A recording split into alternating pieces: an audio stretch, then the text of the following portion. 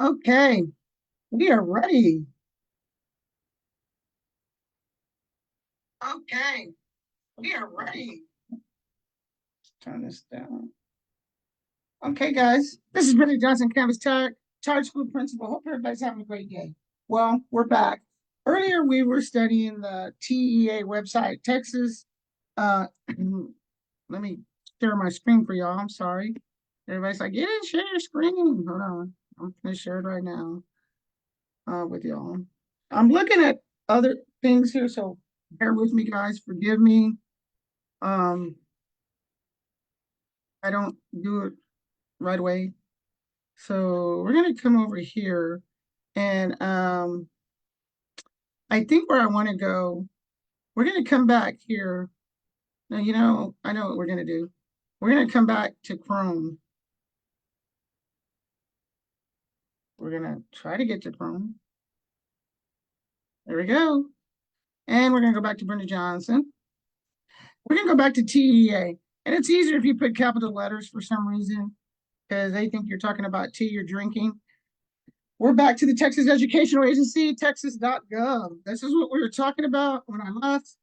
I'm Brenda Johnson. I'm here. This is for educational purposes only, nothing else. Okay, that's all it's for.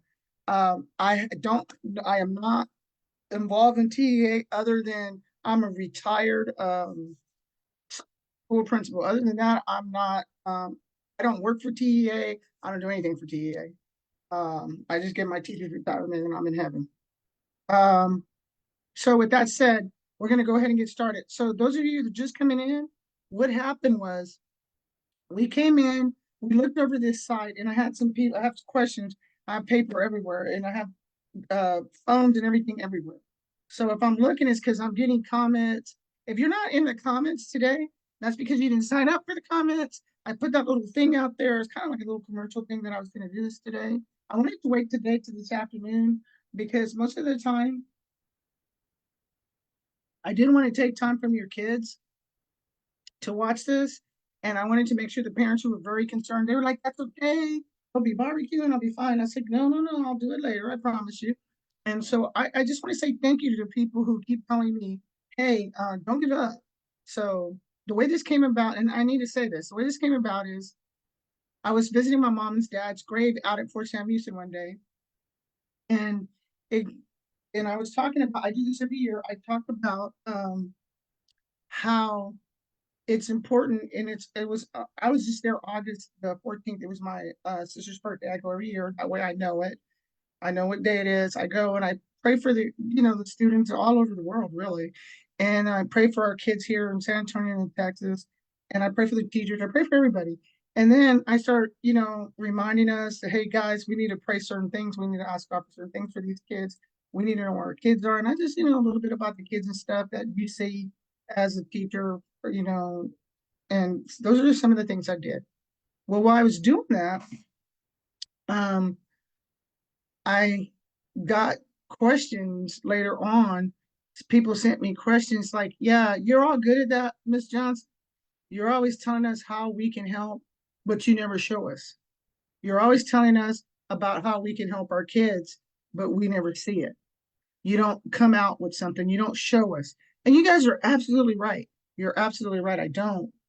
And with that said, what I want to talk about is I don't. I agree with you. The way this all came out was there was two reasons this came out. One was the school um, ratings is how this came out. Okay. The other one was I said something about there's help out there for your kid. Da da da da. Special ed. Don't go find it. Get help. And they're like, Miss Johnson, you're wrong. And the number one thing I said really made some people were mad. Some mad people, I'm telling y'all got to go easy on me. Was tutoring did not help these kids who did not pass STAR because we've done it so long that it's not doing any good. It's not helping. So I had a lot of people upset with that comment I made that tutoring is not helping. We did it and we done it and we done it. I mean, they were tutoring for before STAR came after school. for all these tests before STAR. And I just never seen it. I worked at Texas 21st Century for 5 years, and I'm gonna be honest with you guys. Every year we had to rewrite the Texas 21st Century grant, and I'm gonna tell you real quick what that is. What that is, it was a grant that schools got. You had to write it out. You had to take some kids that were at risk, and what you did was you took those kids and you kept them after school. And in our case, we had the Boys and Girls Club help us. I was over the program at that time. I had teachers. Actually, I even had to do my own payroll back then. That was crazy. And I would just do the payroll and take it up to district office. That was crazy. But we did that. We did that for the kids. And it was 5 years and it was all day. And then in the summer, all day. So for 5 years, those kids got to come summer all year. Okay. So we were able to see this. So what we learned was real quick. After school, we would pull those kids out of the classroom, start tutoring. They weren't learning nothing. They wanted to go play. So what we did was about 2 years, a year and a half into the program, we're like, this ain't working. This is not working. Because you start looking at your paperwork. Because when we Shawana Grant, I gotta give her credit. She wrote the grant first, and then she left, and then I came in and took over. So that was the last 4 years. So when we're sitting there and I'm writing this grant out, and they want to know everything, everything, and they want to know your demographics. They want to know how's this going to do that. What are you going to do with this money? And they come in at least every other maybe 3 weeks, and they ask you for your papers, and you give them. They check, make sure everything's going on. Are you doing this with the money? You said you were going to do that. The money was not a problem. Matter of fact, our last year we had extra money. If somewhere somebody didn't do good, we got part of their money. So we had to revamp because every year we'd get a different thing would hit us. And okay, this ain't gonna work. So what we did was we would send the kids to the gym, let them play a while after school, and then at 6, where at 5:30, 6 o'clock, we'd call them back. We'd have them up, half would go play with and Boys and Girls Club, and they weren't playing in the Boys and Girls Club. Let me give you credit. The Boys and Girls Club was awesome. They were really helping those kids. So then we would take the other kids and we would tutor them. And as we're tutoring these kids, they would rotate and they'd get a snack and mom pick them up and they go home. That was during the school day. And the summers was a little different. We had little things set up, camps set up. We'd take them, they went everywhere. It was just an amazing program. And I thank God I was able to be part of that program. So I've wrote several scholarships. I've wrote so many grants. It's crazy. I did a dental grant. I had the one. Actually, our dentist came out. My personal dentist came out, and we did a whole for 2, 3 years. We did a whole dental thing where he came in. He brought all this stuff. They brought free toothpaste, free everything, and it was amazing. Toothbrushes and things, and we got all this money. And you can go check. Don't take my word. Go to the dental association and see. You'll see that grant those 2 grants we got, and they give you this money, and you buy these figures and you teach these kids. And so it was amazing. It was just amazing. And so I was blessed to be part of that. So I've seen a lot. I'm not talking out of my ears. I'm talking from experience.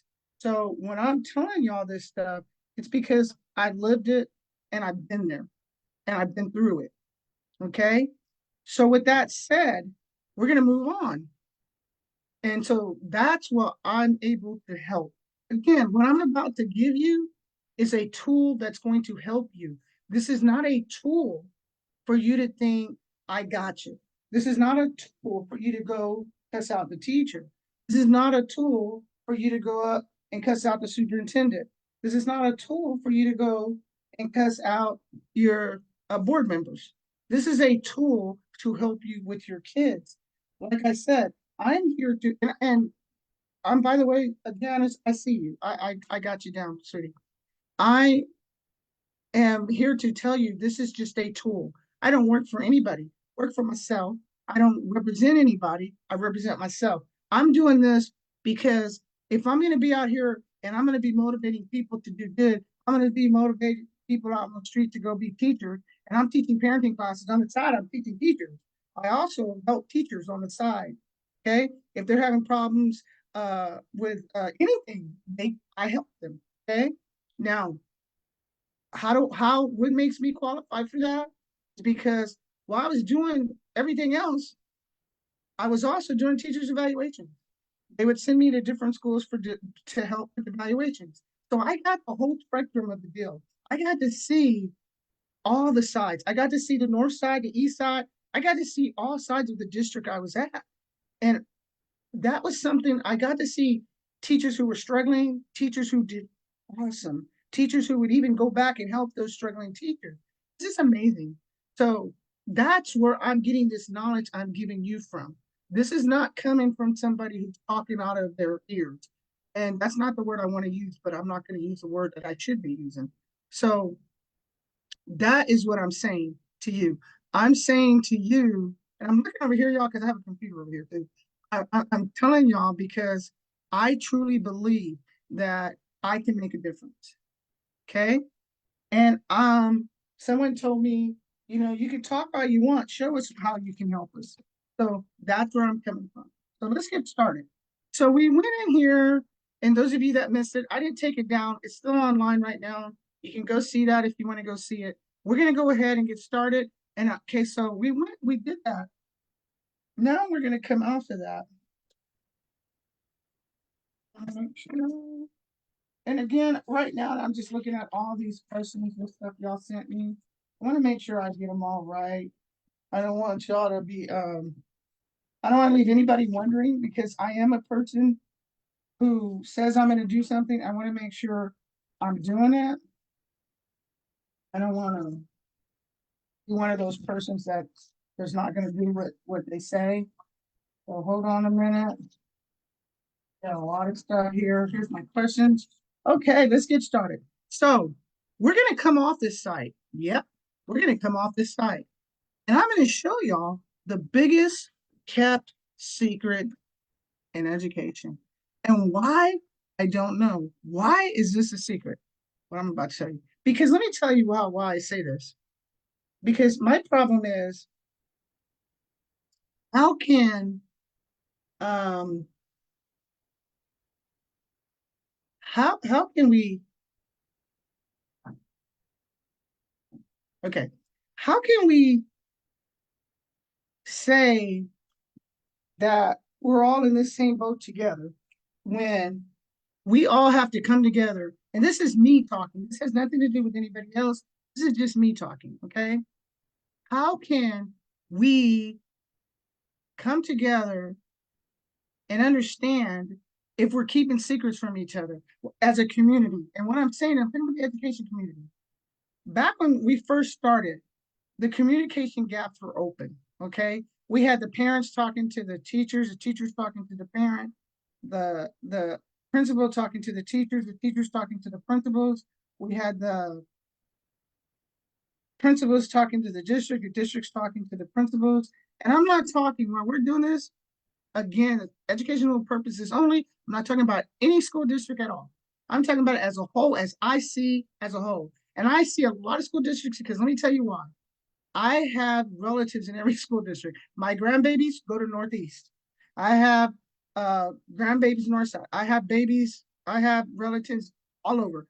I even have nephews and nieces in Melissa, Texas. So I have people everywhere. Okay. So I'm talking about the whole Texas as a whole. I'm not talking about just one district or anything like that. I'm talking about a whole. Okay. So what I'm saying is, here's my problem. When we do go out and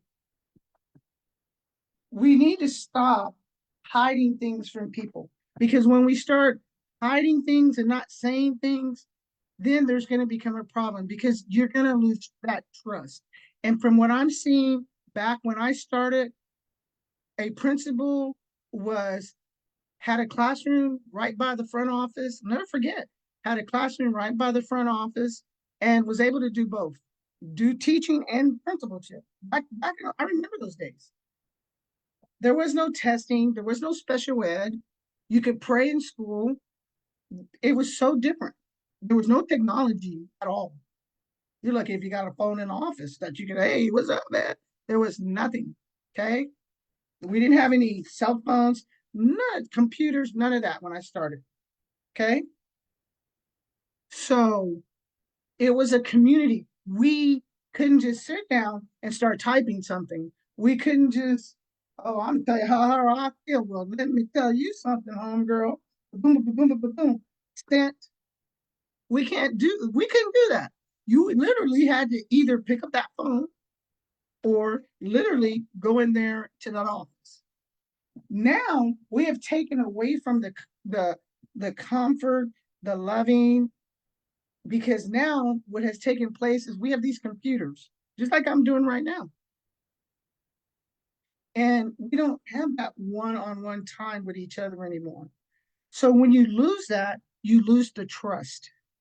So the first thing I want to say, the problem with education is that we have lost the trust. We have lost the trust because of all the technology we have. Okay. That is the first thing, the technology. And then we have the same 8 hours of the day. The time has not changed. You still now that little world we have is now that big world. And you still have 8 hours of the day. And you still now got to teach every time something's invented, now we got to teach it in school. I remember when the school I was at Candlewood Elementary, at Judson Independent School District, Candlewood Elementary. I'll never forget. It was the first school that got computers, and they got the Luby's Award. I'll never forget that because my mom owned part of Luby's, but that's not why they got it. They didn't even know my mom owned part of Luby's. I didn't even tell them, but that is why. That's how I found out because of this. My mom had all these stocks and all that stuff, and it's a long story. That's a whole nother story. But anyway, they got the Luby's Award because they were one of the first people in San Antonio to get those computers in that new school. It was a brand new school when we all got there. If you think I'm kidding, ask some of the teachers that were there. Most of us have retired, but there's 2 or 3 of them that are still there that opened that school. Never forget Ed France was the principal. Never forget. So what I'm telling y'all is we've lost that trust. We have to build that trust back up. And you're not going to build it up by sending an email. You're not going to build it up by sending an email to a parent. It's not going to happen. I'm going to tell y'all right now, it's not going to happen. And you guys can tell me to go jump on the river, jump out the lake. But parents, I never had a problem with some parents. Everybody's going to have some problem. But most of the parents I dealt with, I never had a problem because they would call on the phone and I'd say, hey, can you come in? They'd be like, what? Can you just send me an email? No, let's talk about it. It was, and I realized when I needed to start doing that because I had a parent one time who told me, I'm coming up there, Miss Johnson. I'll be up there in 10 minutes. And when I come, I got something for you. I'm like, okay, ma'am. Okay, you have a great day. I'll see you when you get here. Bye. I hung up. Guys, I'm not kidding. This lady comes in my office. I'm looking for the assistant principal, Miss Johnson. And then she looks over at me and says, "Hey, sweetie, how you doing?" I'm like, "I'm Miss Johnson." The first thing that came out of that lady's mouth was, "You're not white? You're not white? I can't believe you're not white." What? Yeah, that was the first thing that came out of that lady's mouth.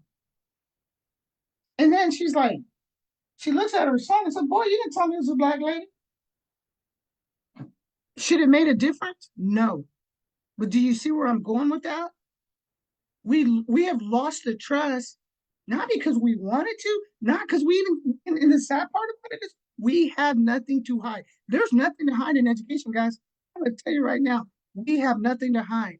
It is so that people are so paranoid that it's become to that. So how do you fix that?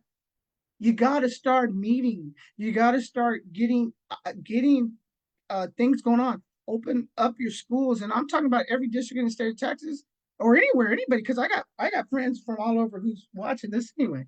Anybody, you got to start opening those doors. Those parents got to know they trust you. If they trust you, one thing I can tell you, when I did the 21st century, my parents trusted me. I mean, I'm going to tell y'all right now, we had a waiting list because they knew that anytime you want to come in, we'll walk you through the building, we'll escort you. You can see anything. You don't even have to tell us you're coming. This is what's going on. Don't be afraid. You know, it's a little different now because of the shootings and stuff in school. I understand that. I understand that. Because another thing came up is, and you're not going to please everybody. It's not going to happen. I had several people call me because somebody put a fence. Well, not somebody, I'm being funny again. One of the schools had a fence put around it for safety, which most of them all will have fences put around safety. So you're darned if you don't, you're darned if you do.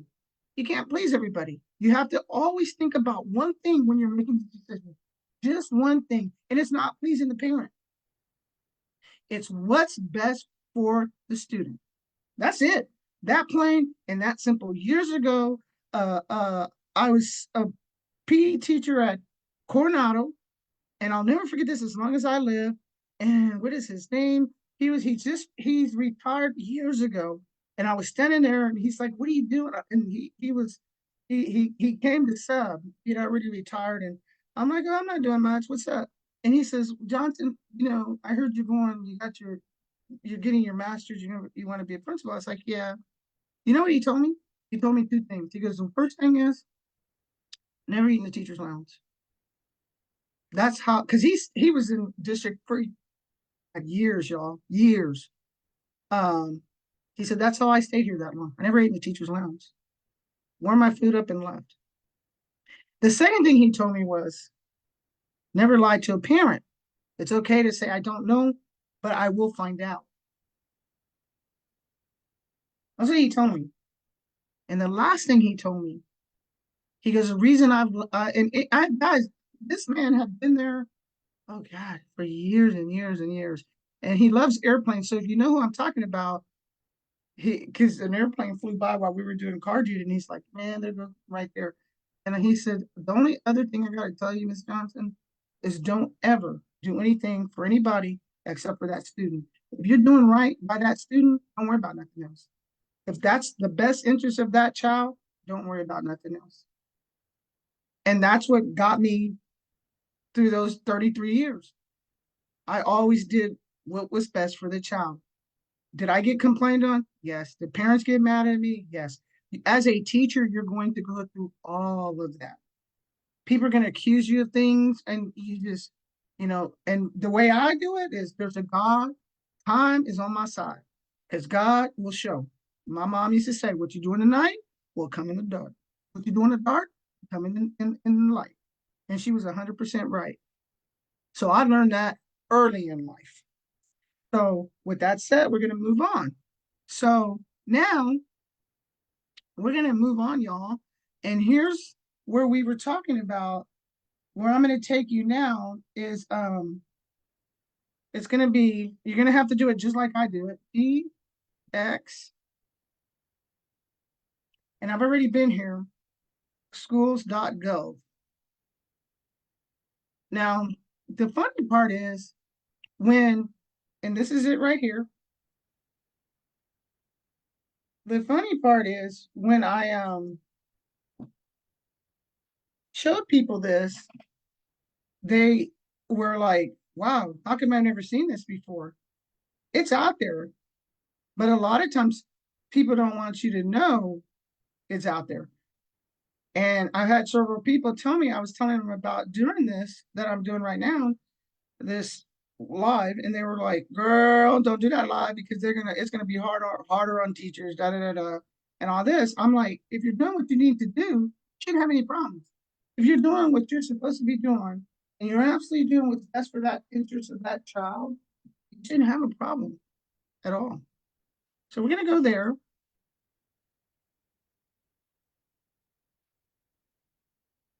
And here we are. Okay. You have the technical support and you have parent support. Okay. I'm pointing like I can see that. I know that's crazy. Let's go to the parent support. Okay. And you can put the district's name, but we're going to do that now. But I am going to say something. Let me see. I can see my little thing going around. Let's see where y'all are. Let's see.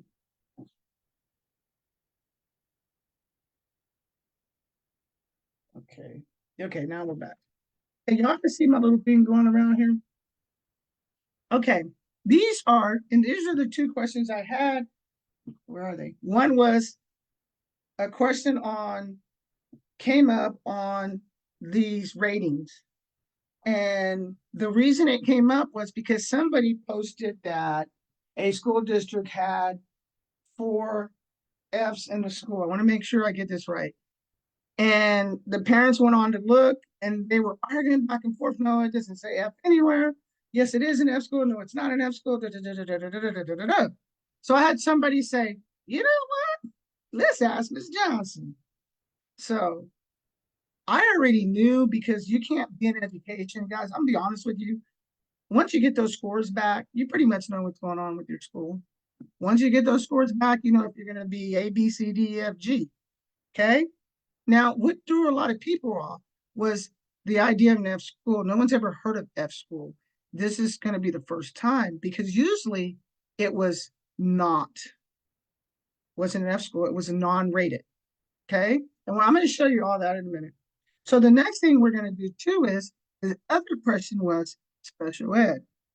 So the majority, what I did was I took all the information I got and all the questions I had, and these were the two major subjects. And this is more than enough to blow your head. I probably should have only done one. This is more than enough to blow your head. But I got both parents and both all these people wanting to know this. So I was going to try to do it today. If you see, I did it several times and I got off because I wasn't really sure which one at the time.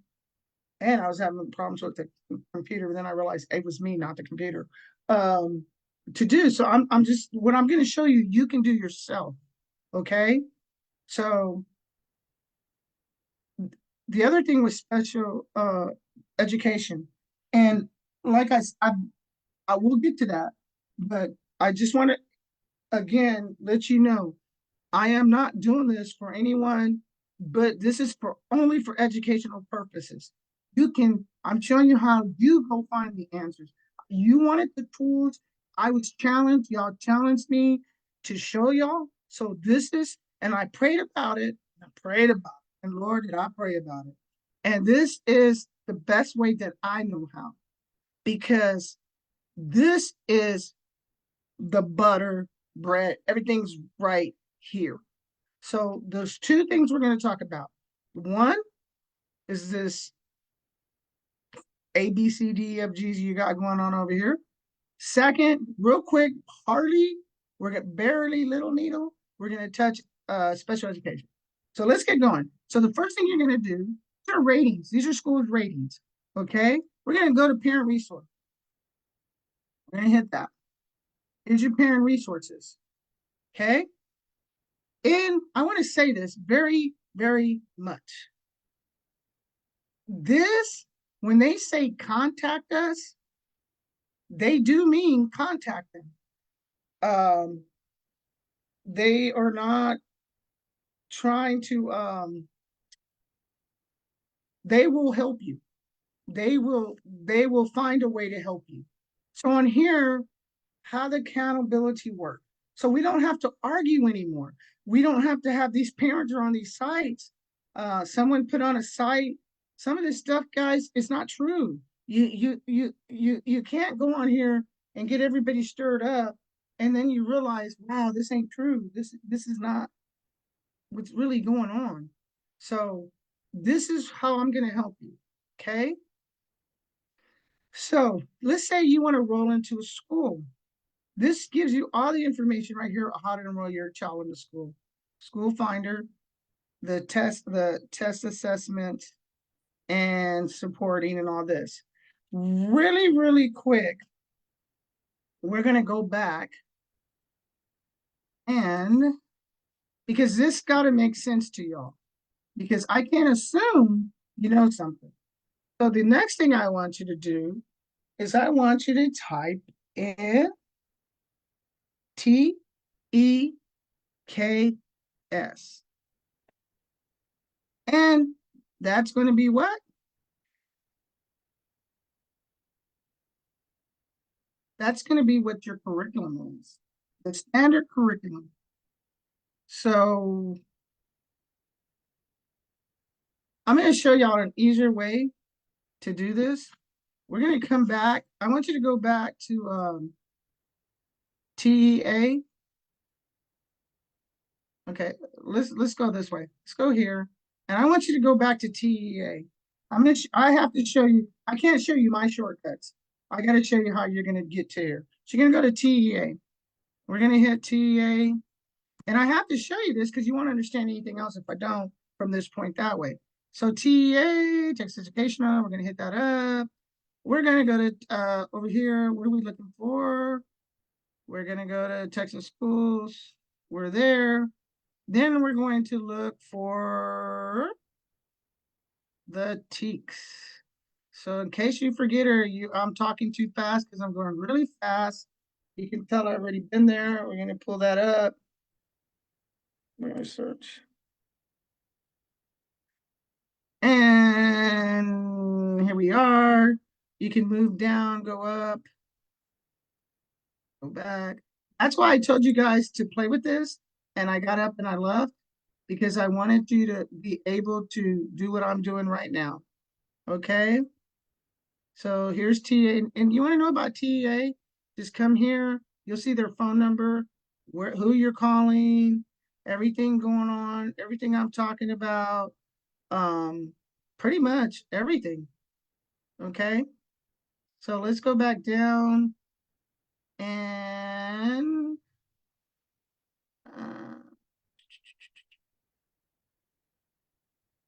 let's go to academics.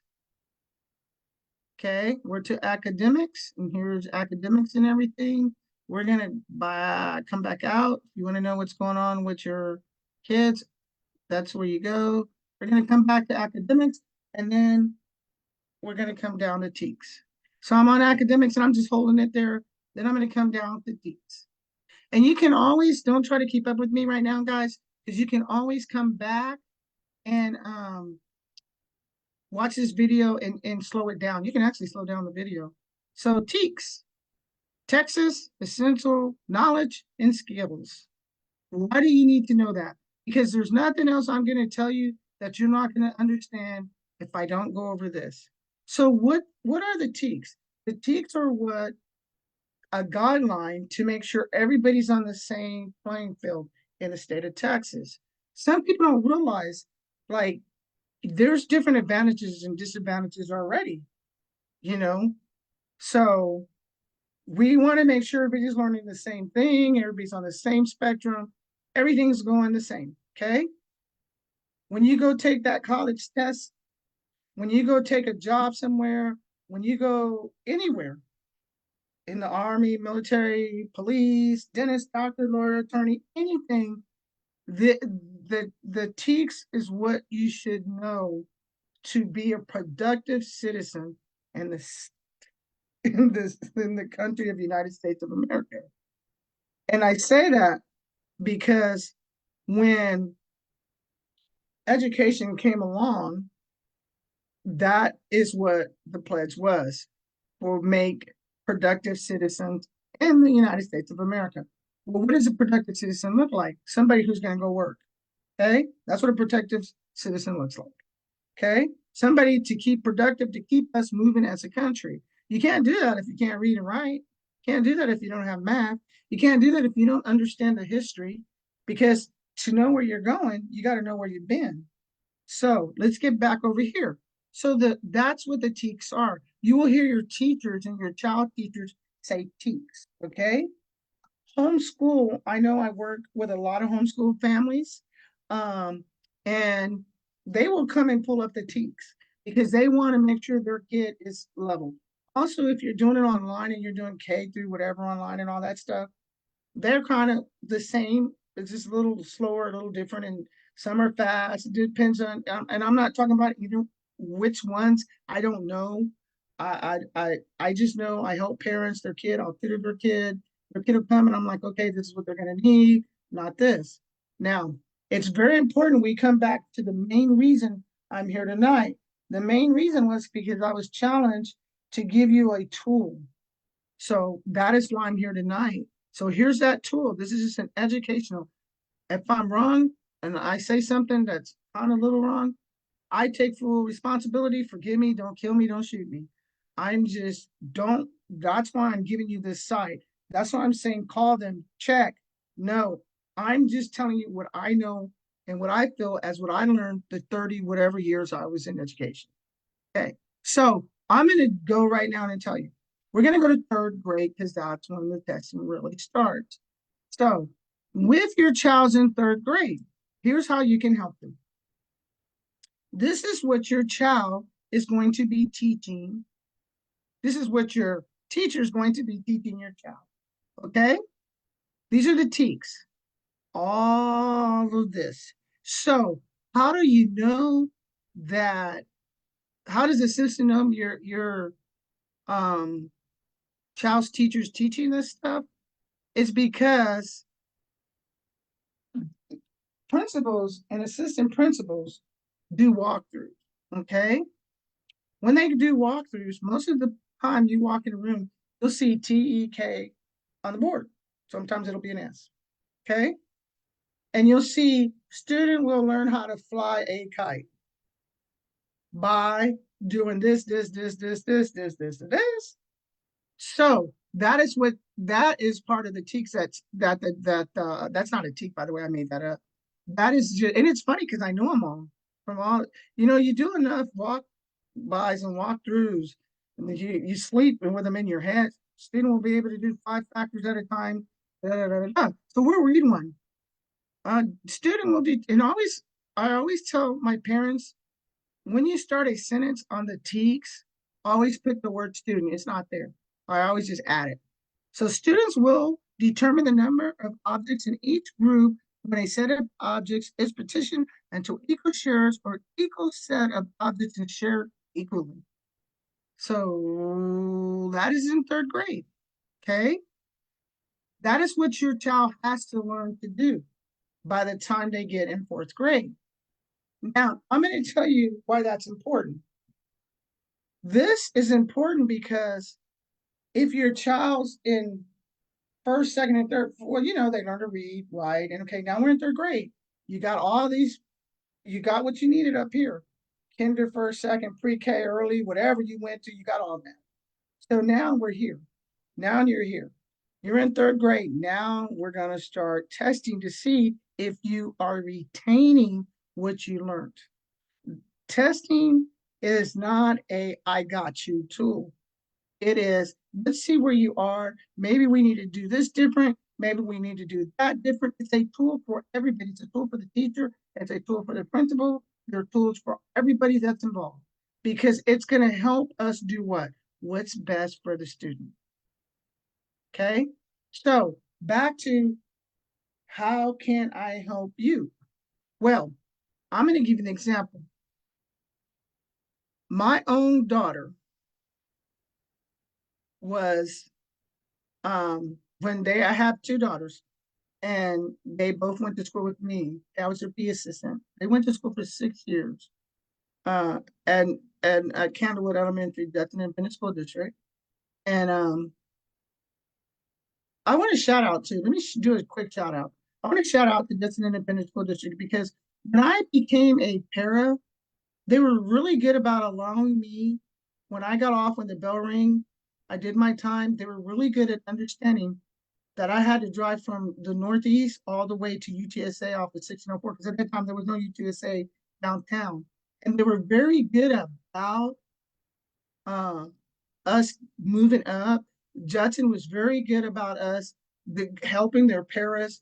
Hey, you're a good teacher. Let's get you up here. Let's get you moving. And I want to say my hat off to them because if they didn't allow that, I probably would still be a para right now. But they were very good at motivating us. You can do this. Matter of fact, when I went to get my master's, I went through the principalship at Judson. They understood we'd get in there and we do our principalship and we sit in there be talking to us. And then that night, because we went to school 2 nights a week, and I was at Concordia, so we were stationed out at Judson Middle School, but off of Judson Road, not Judson, but it's off of Judson Road. It's not the Judson Independent School District. It's Woods Middle School. So we were out there, and that's a drive. So they understood, hey, I got to go early from this meeting. So can I come go to college? Back then, you didn't see that in a lot of businesses. I was able to go to college and keep my job because they allowed that. And I just want to shout out and say thank you for that. Okay, so let's get back to what I'm talking about. So here's a tool, parents. So I have my kids. Okay. If my kid, and you're gonna say, well, you're a teacher, da da da. No, no, no, no, no, no. Go with me here. I was a parent back when I started this with my child was in third grade. I wasn't a teacher or principal yet. I was a paraprofessional and I was in PE. Okay. I had no idea any of this stuff. Okay. But but they had just started testing and it wasn't called a STAR. I don't even remember. There's been so many names. I'm not going to lie. I don't remember which one it was. So when they started, when I knew my children were going to be tested and they got behind, I always wanted to know what they were behind in. So I would go to their teacher and say, "Hey, what are they behind in? What are they lacking in?" And she'd go through it, and it was just a big mess trying to keep up with it. And we could. Now, as they got older, both my kids had to graduate, take the TEKS. I mean, take the STAR. My Joanne graduated from MacArthur, was taking the STAR. Same thing with her when she was in junior high, high school. The first thing I did was, okay, let's see where you are. How did you do on STAR? Okay, you need help in this, and this. That's what the teacher gave me. I would highlight it. I'd come home. I'd get on my computer and I would pull these up. And I would find applied mathematics to problem solving arising out of everyday life, society, and workplace. Right there, I was like, oh, that's a word math problem. No. But anyway, I would find out what she needed and how could I help her. So I learned the hard way, because remember, this is the days computers had just got started, all this, and we had computers, but not everybody. It was just different. So what I did was I would go out, and I'm not telling you to do this, and I would go to Toys R Us, which is no longer here, and I would go to different things with other places you can go to.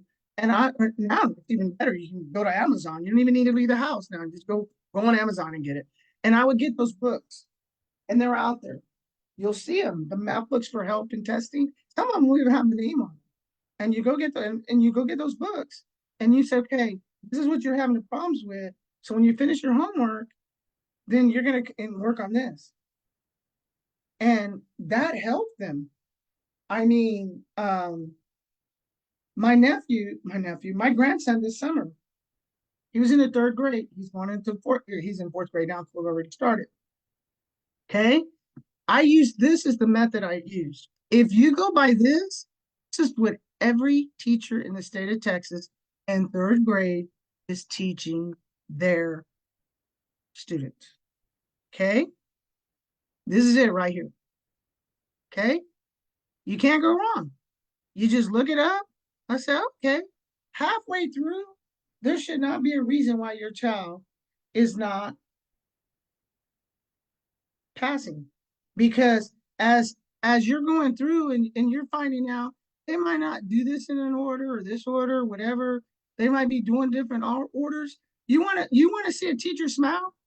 Walk up in third, fourth, or fifth grade and ask your teachers, say, hey, or even in high school, junior high, say, hey, what TEKS are y'all working on today? Do that. And you know that teacher's gonna say, well, we're working on knowledge in schools 1A, B, and C. Then you take that paper, come to your computer, come to this site where I showed you, and you can see exactly what it is they want you to know. Because what's going to happen is common sense tells you if they're testing, what do you think they're going to be testing on? What they're learning. Because the STAR test has to show that there's improvement. This kid is actually retaining what he's learning. What are they gonna hold to hold that? The TEKS. That's why I started off with the TEKS. Okay? That is what they're gonna hold it to. And so you can go all the way up, and people don't realize that. Music, PE, all of them, all of them. And I can tell you that I know from my viewpoint that after COVID hit, we're behind. Everybody is. So that is a tool I want to give you. I want to give you this as a tool. Here's me talking, and I'm not talking out of my ear. I'm telling you, go get the TEKS. They're right there. Click on it and learn how to help your kid. Okay? Learn how the learning system aligned to TEKS and standards. Legos. I do this with my grandkid. That's why I'm showing you this. And Lego's not paying me no money, none at all. But I'm doing it with them. Okay? There is so much um, that you can do. You, I actually, my kids were actually ahead because the summer they worked on their TEKS. So and just so you'll know, because I'm looking everywhere, and somebody wants to know where I went because they just got in our conversation right now. So we're at the TEKS. So and they're in Spanish, which I really love. Here they are. They're in Spanish and this is for the text education on skills in Spanish. Okay. So there they are. You can't go wrong. Somebody just asked me if they were in Spanish. So yes, they are. Okay. They're in Spanish. And I keep going out and I know better, but y'all just gotta bear with me because I'm dyslexic. That's why I do it. Okay. So these are just things that you can learn. You need to know this stuff. You need to know what grade your child is in, and you're gonna go in and you're going to find out. And there's resources, all kind of resources, y'all. Uh TEKS resource system. There's all you can even get an account and find out. And you go in there and you help your child. Help your child. We're gonna go back and so I can show her how we got there, y'all. We got the TA and then we hit this. We didn't hit that. We hit this. Okay, you want to play games. Enter. And we went to the government. Then we went to academics, and then we went to Texas knowledge. That's how we got there. Okay. So it is very important that you know this. And then somebody said, "Can I show you them the one in high school?" They go that all this is elementary, okay? And let me show you Kinder. Someone wanted to see something about Kinder. Here's the Kinder. Let's go to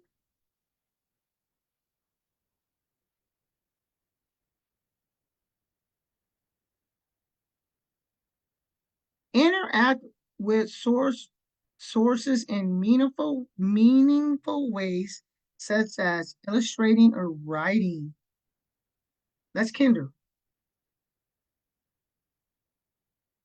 Provide an oral, pictorial, or written response to a text. So y'all think that your kindergarten, first grade, these teachers they work. They got to do the same thing. It's all the way down the board, all the way down the board. Okay, so you'll know. And third grade is when they start getting tested. Okay, so I'm gonna keep moving here. This is spelling words using knowledge of prefix in. So remember, I said always put the word student will. So let's go back. So when you're reading these TEKS and you're helping your child the way I just described it, you're going to go, students will. See, this is what I want you to do. Students will identify and explain the meaning. That's what I want you to do. That is what your child's going to do. So some parents that I taught in my parenting classes, I teach them to say, my child will learn how to read and write in the English language. I teach them to say, my child. My child will use spelling words using knowledge of prefixes in.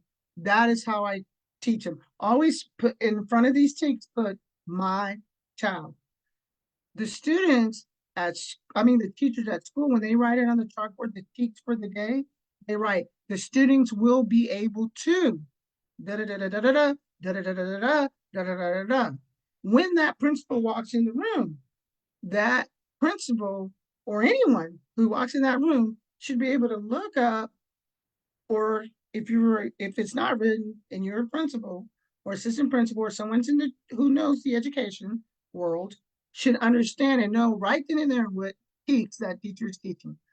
I was able to go in a room and know, hey, you're teaching teach da da da da da, and the teacher would laugh. I was in high school, and they would be like, how you know what teach I'm teaching? When you do it every day, it comes to you automatically. There's only so many of them. You can start learning them.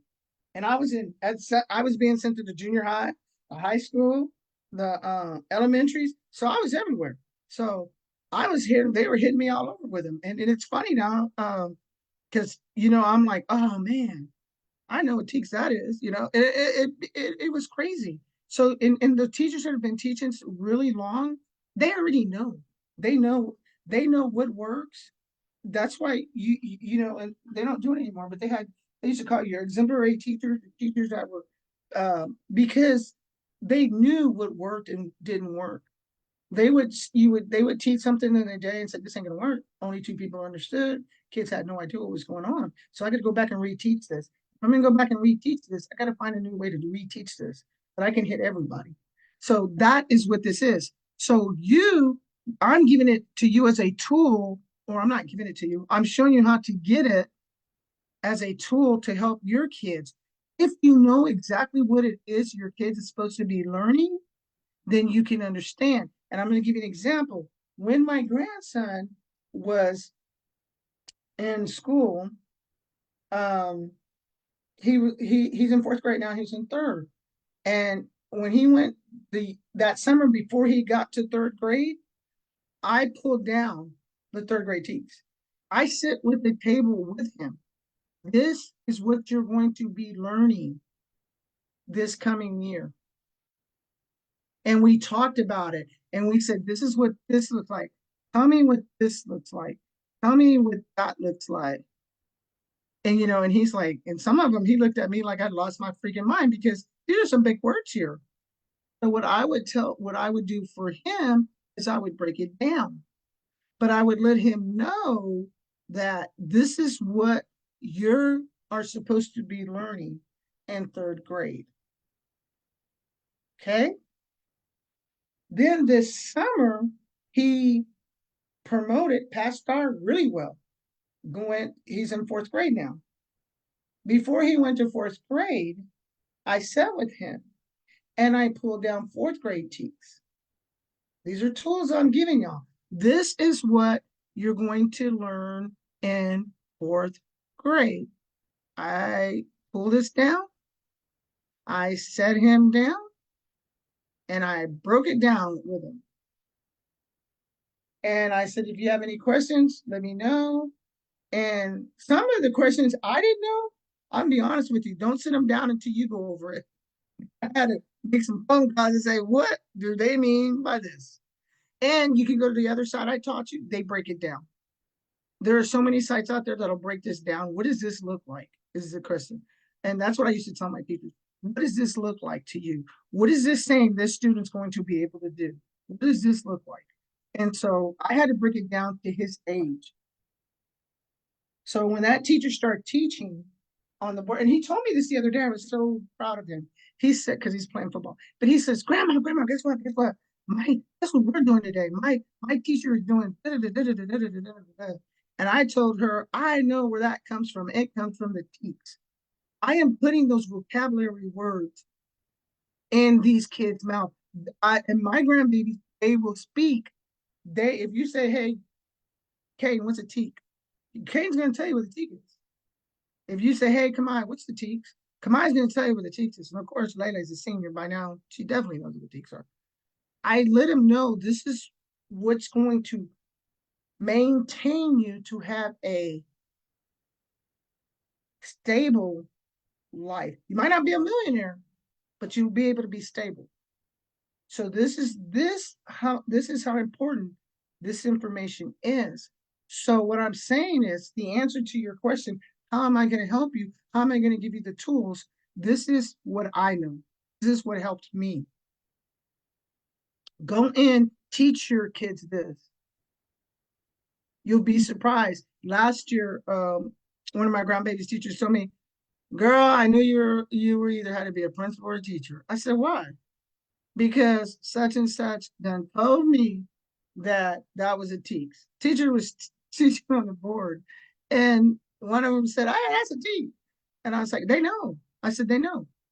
Not because I'm a teacher principal, because I know what it takes to make it. When you start in a profession that comes from 0 to 10,000 miles an hour, it goes back to that 8 hours a day, but now we need to do 72 hours of stuff a day. But we only still have those 8 hours. Men have not figured out how to get more 8 hours in a workday yet. So actually, they're trying to get less hours now. They only want to go to school to Friday. I mean, Thursdays. So with that said, that's how I'm helping you. These are the tools I'm giving you. Am I an expert? No. Did I? This is all online free. I don't work for these people. This is a state of Texas education agency. This is if you know what's going on in those classrooms, they have nothing to hide from you. I'm telling you, it's hard enough just these teachers just following this because they could lose their job. If your kids are not passing 2 or 3 years later, you become an F school. Hello, where are you going to go? Who's going to want you? So this is their livelihood. So you can help your child. And that is the question I had. How can I help my child? This is the main thing that can help your child. Find out which one of these your childs are behind in. I've even had my parents, and schools get mad at me. They'll call me Miss Johnson, and I'm not talking about a certain school right now because I work all over. I have people who will call me colleges and hey, I got a question about you for special ed. I'm like, okay. I have this. Can you help me? I'm like, why are these people asking me? I tell my friends, I'm like, why are they asking me? And they're like, you should be proud they're asking me. I'm like, you know what? You're right. Maybe I can help somebody. And this is not about money with me. It's not because I've turned down since I retired. Oh man, y'all, if y'all only knew. I'm like, no, no, no. My friends will tell you, no. They've been at the house and people come to my front door. I'm here for Miss Johnson. I'm like, this is me. Hey, come here. I got a proposition for you. Nope, nope, nope, nope, nope, nope. Because I know once you reach that point, you can't do what's best for that child anymore. Because you got to have that motivation. And if you lose the caring and the motivation, it's not going to be there. And when COVID hit, my heart's an AFib. I was already sick. So I had no choice but to retire. Plus, I had my grandson who hadn't had a shot. He was born in Germany. So I knew, hey, I need to just stop right now. I can still help, but there's different ways I can help. So that is what this is about. So those of you that wanted to know how I can help you, try this and see. Go in and find out what it is your child is learning. And then find out where they need help on. Then, after you find out where they need help on, what you need to do is go in and say, okay, you need help on this, then um, then we're gonna do this. There was one thing I wanted to share if I can get back. We need to get to the real reason we're here today. But I had to go over that because I can't help you if you don't understand it. Okay. So we're gonna go back to academics. And so we talked about that and the star and all of that, okay? And I had to bring that up because if I didn't bring that up, then you won't understand what I'm saying now, okay? So now we're going to go back over here to parent resources, okay? And we're going to go to the question, the two main things. And one of them was we did the TEKS, and then there was the main two questions, special ed and the other one. So we're here. So we'll do, which one do we want to do first? We'll do accountability first. This is real quick. How did accountability work? Okay, here it is. This measures what students are learning in each grade and whether or not they're ready for the next grade. It also shows how well a school prepares their students for success after high school and college, the workforce, or military. And remember at the beginning, I said this is going to help them. It's, they're going to be able to be a productive citizen in the United States of America. When John Rockefeller started education, that's what it was for. So you can be a productive. What is productive? How do you be productive? Citizen in the United States of America. So they want to make sure when these kids walk that stage and graduate and they go to college, or they don't go to college, they go to trade school, wherever they go, that they're going to be a productive citizen in the United States. Why is that important? That's important because if you're not a productive citizen in the United States and you're not being productive, then we're paying for you. Our taxes are being spent for your housing, food, clothing. I can go on and on and on and on and on. So if you're a productive country, then you'll have more money. And there'll be you won't be giving your money out over here because you have these productive people working. Now, not everybody can be productive. Right now, I have a heart problem. I'm on blood thinners. My heart right now is in AFib. I could just fall out right now and die. I've had strokes. Some of y'all know that already. You were there with me in the hospital years ago when I had a little thing on the side of my thing that would shock my heart back. So what happens? Then yeah, we get taken care of.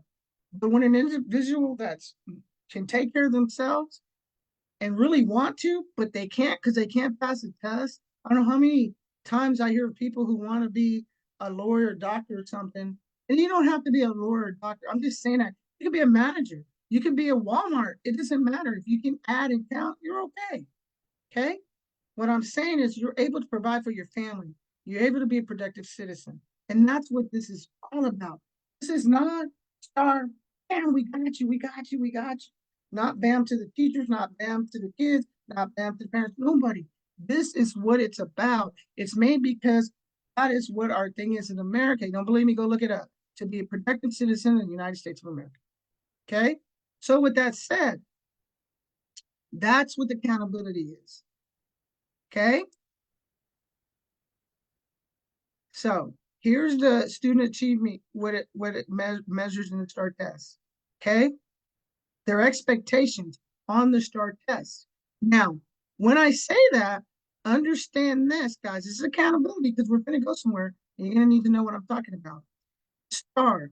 If I'm going to give it to the okay, so you're learning with the TEKS.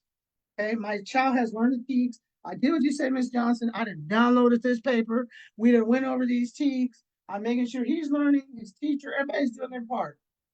What's next? They're going to take STAR test. When you get that STAR test, and I know this for a fact, most schools, and I'm talking about schools all over, not just one school. A lot of schools will give them a, I was going to say it like that, but I'm not going to use that term. They will give them a study test, a test to see, a practice test, whatever you want to call it, to see where they are. Because, when you come in, you have all these kids, well, let's see halfway through, are they even learning? So then the teachers can say, okay, well, they were learning this, but with these scores, if I'm teaching writing, ooh, these kids don't know how to bridge a thesis statement. None of these kids bridge the thesis statement on their paper if I'm doing writing. So what I need to go back in and teach how to bridge a thesis statement. So that is what it is. So as that parent, when they say, hey, your kid needs a snack today, they're taking the practice STAR, that's important. And I don't know how many times, guys, including my little grandson, I don't need no snack today. It's not real. The test is not real. My mom said that's not a real test. Quit telling them kids that. That is a real test. That is a test that's going to help them pass the STAR test. That is going to tell that teacher what it is they need to work on. So that's another tool I'm giving you. Do not tell your child that any test is not important. Tests are important. It's a tool. Okay? Do not tell those students or your children that it's not important. That is so important to know because what you tell your child, they come back to school and tell us. My mom said it ain't no test. I ain't even worried about it. I've been to the bathroom 3 times because I just put any answer. Who is a child hurting in the long run? Remember, when we started this whole thing, we said, what's best for the child? Okay? That is what's best for the child. So do not tell your child that um that that it's not important because it is. It's very important. Hey Ricky, how you doing?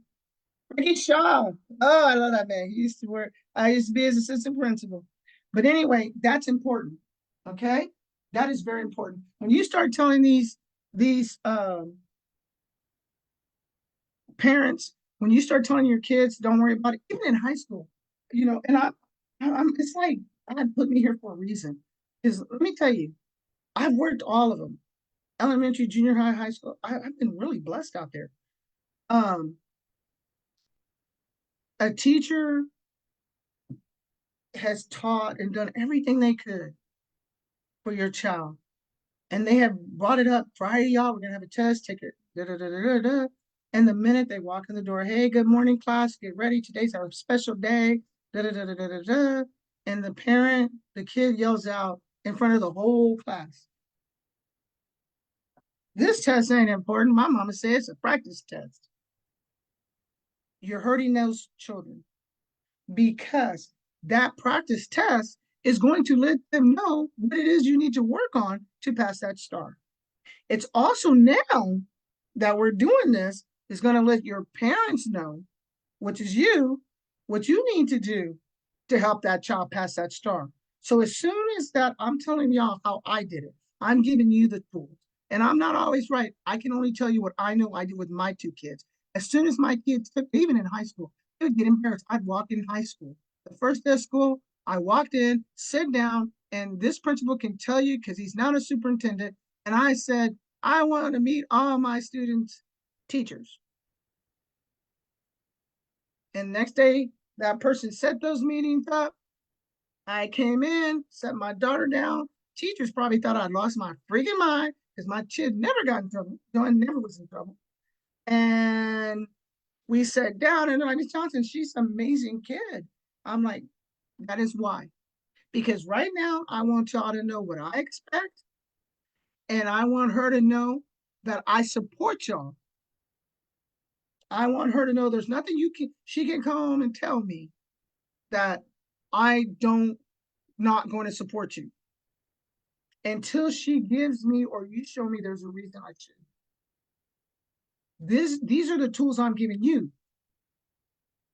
I knew from step one, I was in there. High school, y'all. She was embarrassed. Mom, are you kidding me? Yes. Both of my kids, ask them when you see them. Both of them. First day of school, I let them know. And they said, why are you here the first day of school? I said, I had to come. I don't have a choice because I work in the district and I have to be at work. Can't take off. So now I got to do it. It's the only day I can do it because it's not fair to my other kids, my students. Got to be there for my students. So this is the only time. I don't plan to be taking off to come to this school every day. So if I don't want to be taking off to come to the school every day, we need to be on the same page. I need to see y'all. Y'all need to see me. Now we all see each other. When I'm talking to Mr. Moody knows who Brenda Johnson is. And when Mr. Moody's talking to me, I know who Mr. Moody is. So that is the difference. I can remember when I was at the high school and I was sitting in a chair. Phone rings. Hello, Miss Johnson. I'm on my way up there. I'll see you when I get there. I say, whoa, whoa, whoa, whoa, whoa, what happened? Well, I'm gonna tell you when you get there. Blah, blah, blah, blah, blah, blah, going on and on and on. And I just let her. I said, okay, okay. When you get here, I'll see you. Okay, bye bye. Hung up. She comes through the door. 10 minutes later, bam, she comes through the door. Where's she at? Where's she at? Where's Miss Johnson? And I'm standing there. I said, how you doing today? Good. How you doing, ma'am? Where's Miss Johnson? Where's she at? Bet you she over there, ain't she? And I look at the lady and I said, ma'am, I am Miss Johnson. The lady looks at me and says to me, you don't know, you black? You talk white on the phone. You black, girl. And she looks at her kid and says, "You didn't tell me Miss Johnson was black, girl. What you done now?" That is what they're dealing with. That is what we're dealing with now. Parents knew right away. I love meeting parents. Some people hate. They don't want to see a parent at school. There's a parent in the hallway. There's a parent in the hallway. We should be glad. That goes back when we started this conversation that we have to bridge of where computers and all that took us away from trusting each other, and we actually see each other, and we're actually all getting along. District is, and I'm not talking about any school district right now. I'm talking about the state of Texas, period. When you have your district office is talking to your principals are talking to teachers, your teachers are talking, and everybody knows everybody in the community. And that's how you can help. Those tools to your community. The community is what's going to help us, and it's what's going to help you. The community and that environment. We have to change that. What are they hiding from us? And the school has to change. We got to let these parents in here and see what's going on. We have to educate. We need to have a meeting. Hey, 5,000 people come in here and we'll show you what TEKS are. We're going to teach y'all about the TEKS. I had a conversation with a group of people who were trying to, they are actually not trying to, congratulations. They're going to open up a charter school. And they asked me, I was in a meeting with them, and they said, okay, what do you think we could do to make sure our kids are being accountable for their learning at home? I said, the best thing you can do is teach the parent whatever curriculum you're teaching, that they understand the language in that curriculum and what it is you're supposed to, or your child is supposed to be learning. That is the best thing you can do. Because if not, then what are you trying to hide? People always think there's something hidden in the school. You would think there's gold in the school. Because and I'm gonna say this. Yes, there's school shootings. It's changed. I was still a principal when there were school shootings. Okay. There's ways that you can react and respond to each other and these parents instead of just sitting down there and sending an email. Because all that's going to happen is they're going to send email, email, email, email, email. Then you're going to have a problem. Now you have information to show, okay, this wasn't working. Yeah, when I had a parent come in to me and she's like, Miss Johnson, I need your help. I'm like, yeah, what you need? I'll help you because she's a good friend of mine. So I come in and I look at the word. Her kid doesn't go to any school y'all know anyway. So I don't have to say name because you wouldn't know the school. So she comes in and she tells me, I said, let me see what you got. Yeah, she had a binder this much of emails. I said, I never forget, we were at the house. It's in my pancake. I said, have you ever met the teacher? Oh, we email back and forth. I said, do me a favor, shut that up. She shut it. I said, clear your mind. Do me a favor. Set up a conference to go see that teacher. Don't walk in at the last minute and say, I need to see that teacher right now. No, call. Say, hey, this is such and such. Set up an appointment. When should she be available? She did that. And they said, well, we'll have her call you back. Do you know within 20 minutes that teacher called her back? And she said the problem was she could never get the teacher to call her. Teacher calls her back and say, hey, did you call me? Yes, I need to set up a meeting. They set up a meeting. This is sad, y'all. What I'm about to tell you is so sad. When they walked in to me, they both started laughing. They were first cousins. First cousins. Needless to say, that child got his ass whooped. They were first cousins. So that's what I'm trying to tell y'all. You have to know. You can't, the computer, it's not gonna work. I'm giving y'all the answers. You wanted the answers? I'm giving them to you. It's gonna work. That's what's gonna work. We have to get back. We're trying to invent the wheel. The wheel's already there. Why are we trying to invent it? That's like me going out there and getting in my car and put some tape over it and say, look at my furry baby. and said, look, y'all, just invented car tent. This is a different color. It's not gonna work, guys. Band-Aids not gonna work. Band-Aid ain't gonna work. So those are some things that I'm giving you parents to do. Don't worry about that teacher. Know that teacher's doing their job. Know that teacher is being looked at. Know that teacher's having walkers. State said you gotta have so many walkers. You have to have so many conferences. I'm not talking about parent conference, which are principals. Either a principal or assistant principal. Excuse me, but my throat is dry.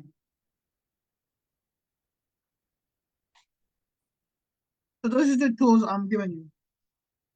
The school districts have nothing to hide, y'all. They got their hands full as it is.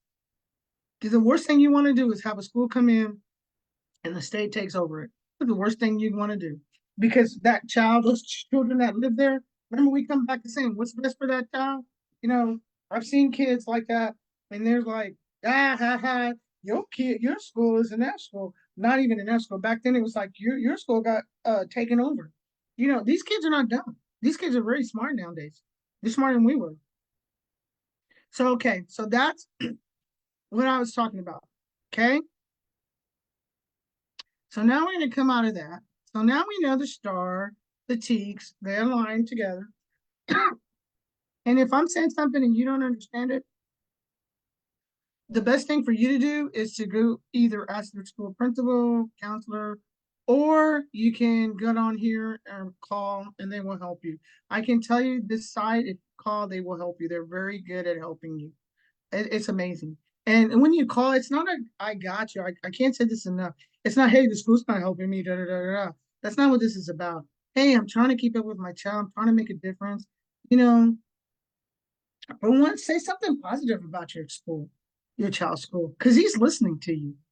You know, if you're sitting there and you're saying, oh, these, and I'm going to be blank and be honest with y'all.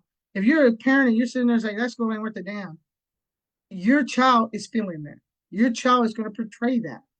Your child is going to act like that. Your child is very intelligent. Today, my 4-year-old kid, my daughter spelled something out. My daughter, 4 year olds, we can read. We forget. So we spell out things. The other day we spelled out cake. We spelled out, let's go get his birthday cake. We actually spelled that out. He goes, I'm gonna go. We didn't even say it, we spelled it out. And he knew what we were talking about. He forgot he could my daughter forgot he could read today. We're sitting there and she goes, hey, you want to go get, and she spelled out coffee. And she spelled out hamburgers. And she spelled it out. You know what the boy said? I want to go. And I said, you don't even know where you're going. Yes, I do. We're going to go get coffee and hamburgers. The boy's 4 years old, y'all. These kids know. I'm telling you, it's a different breed. Totally different breed. I don't know what vitamins we giving these kids, but these kids know. So with that said, we're going to move on. So we're going to come back to this.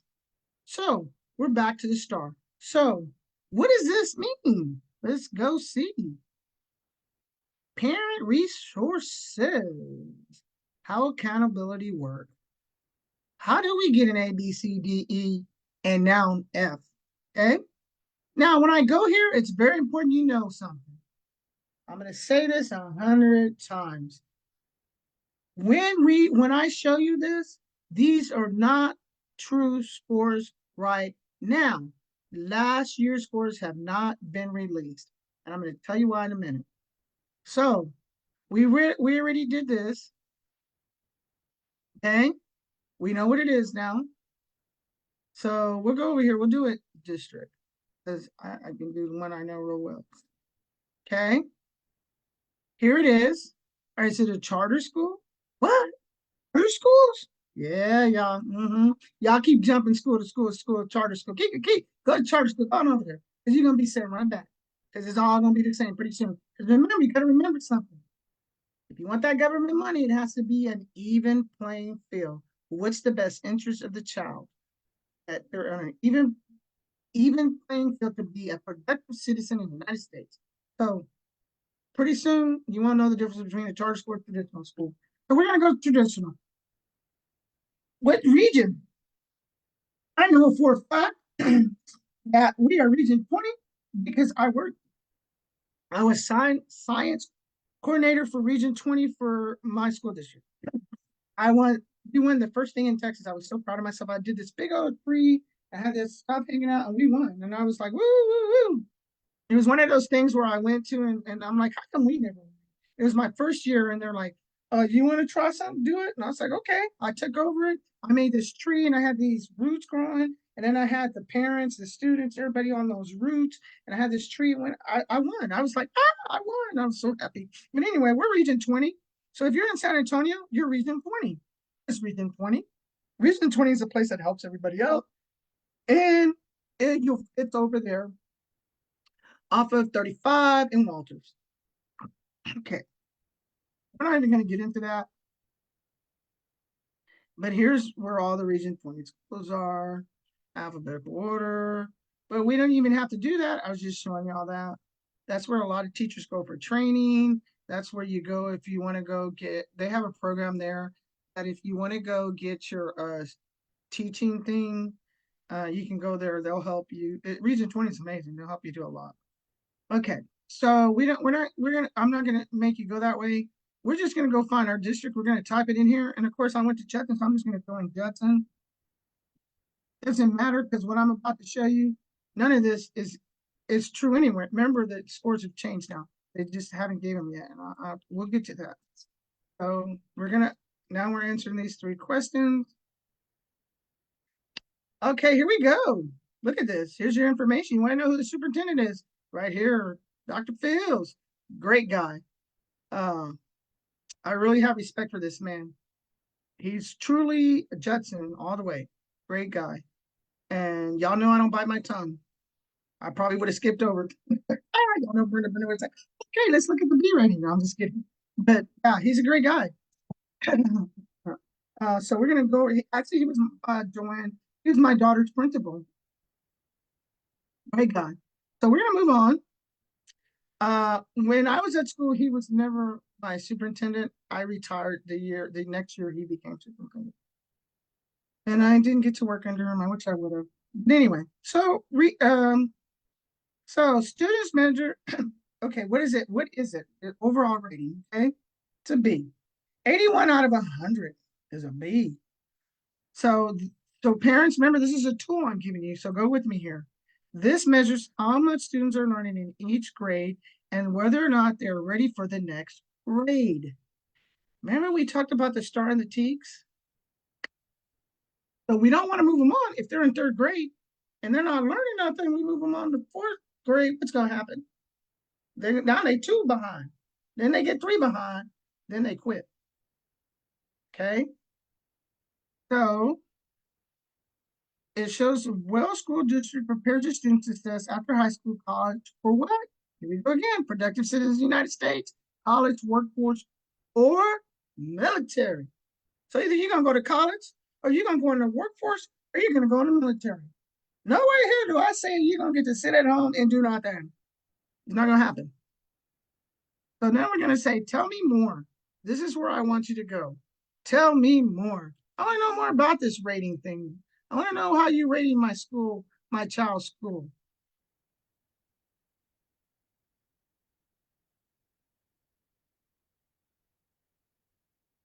So let's drop down. An A, 90 to 100. A B, 80 to 98. A C, 70 to 79. And if you don't make that, they don't give you just a 0. You're 69. They don't give you an F. So now, if you get there, you're going to get an F. Now, no school has been given an F. I know I've had this conversation. Oh, God, I even hate to bring it up. I got a headache from it. I've had this conversation so many times. Yes, these principals, you get your scores and you look at them, it's like,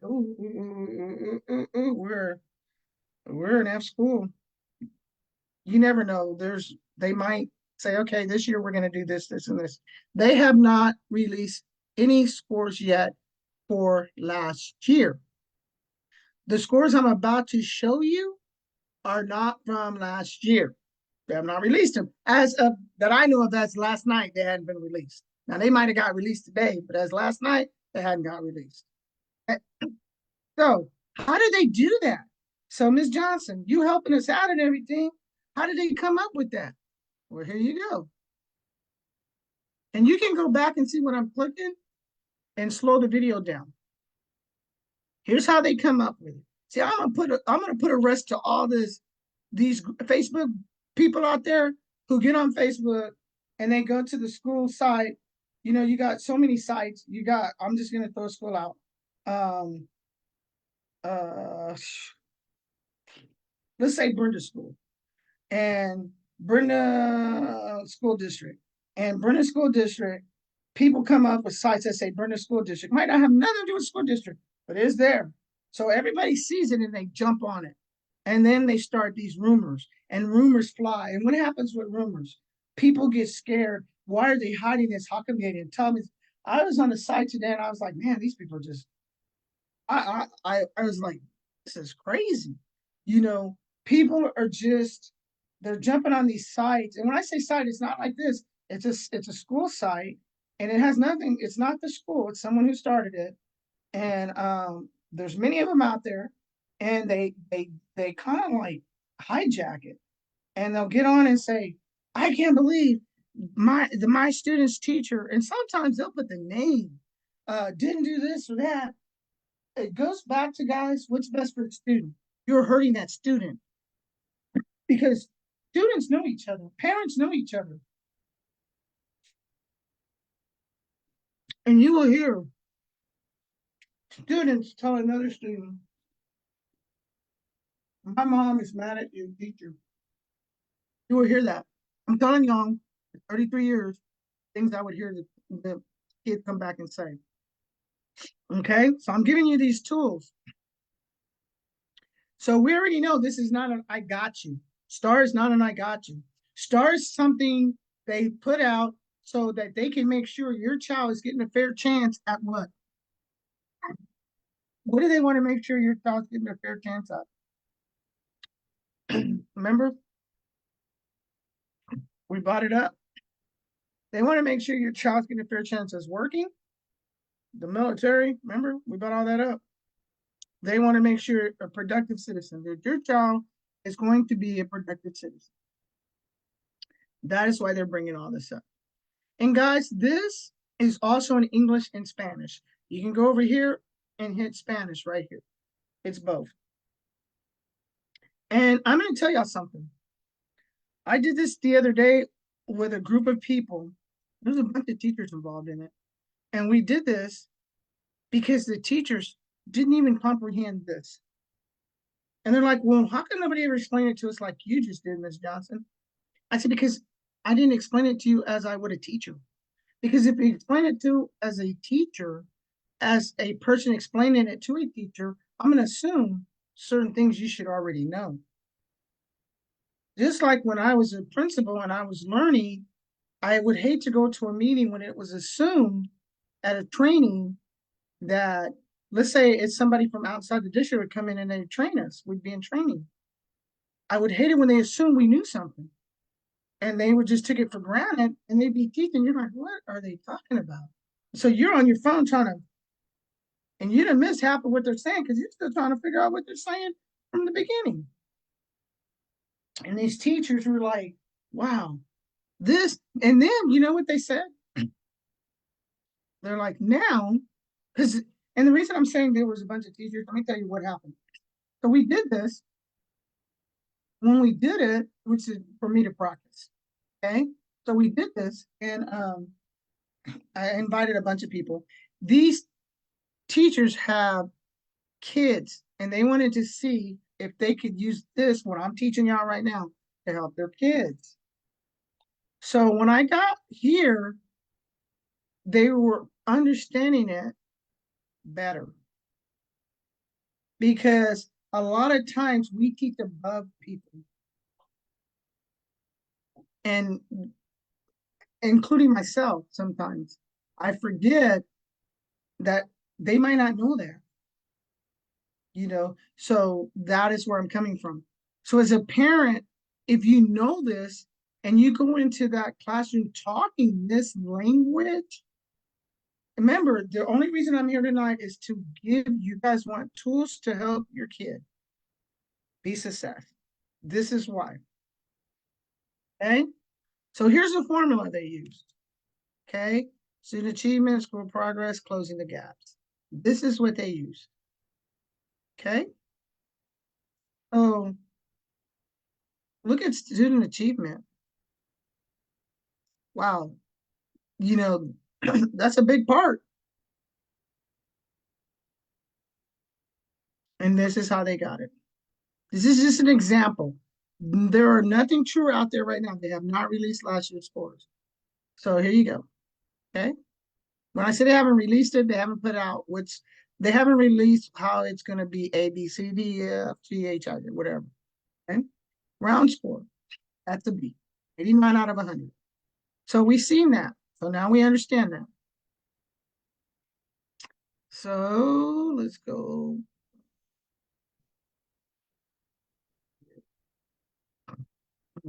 I went this way. Let me get back here. So we're going to close this up. Okay. So I'm Brenda, and I want to see how my school is doing. So let's just pick out a school. Here we go around the merry-go-round, the merry-go-round, the merry-go-round. Let's pick a school. Hmm.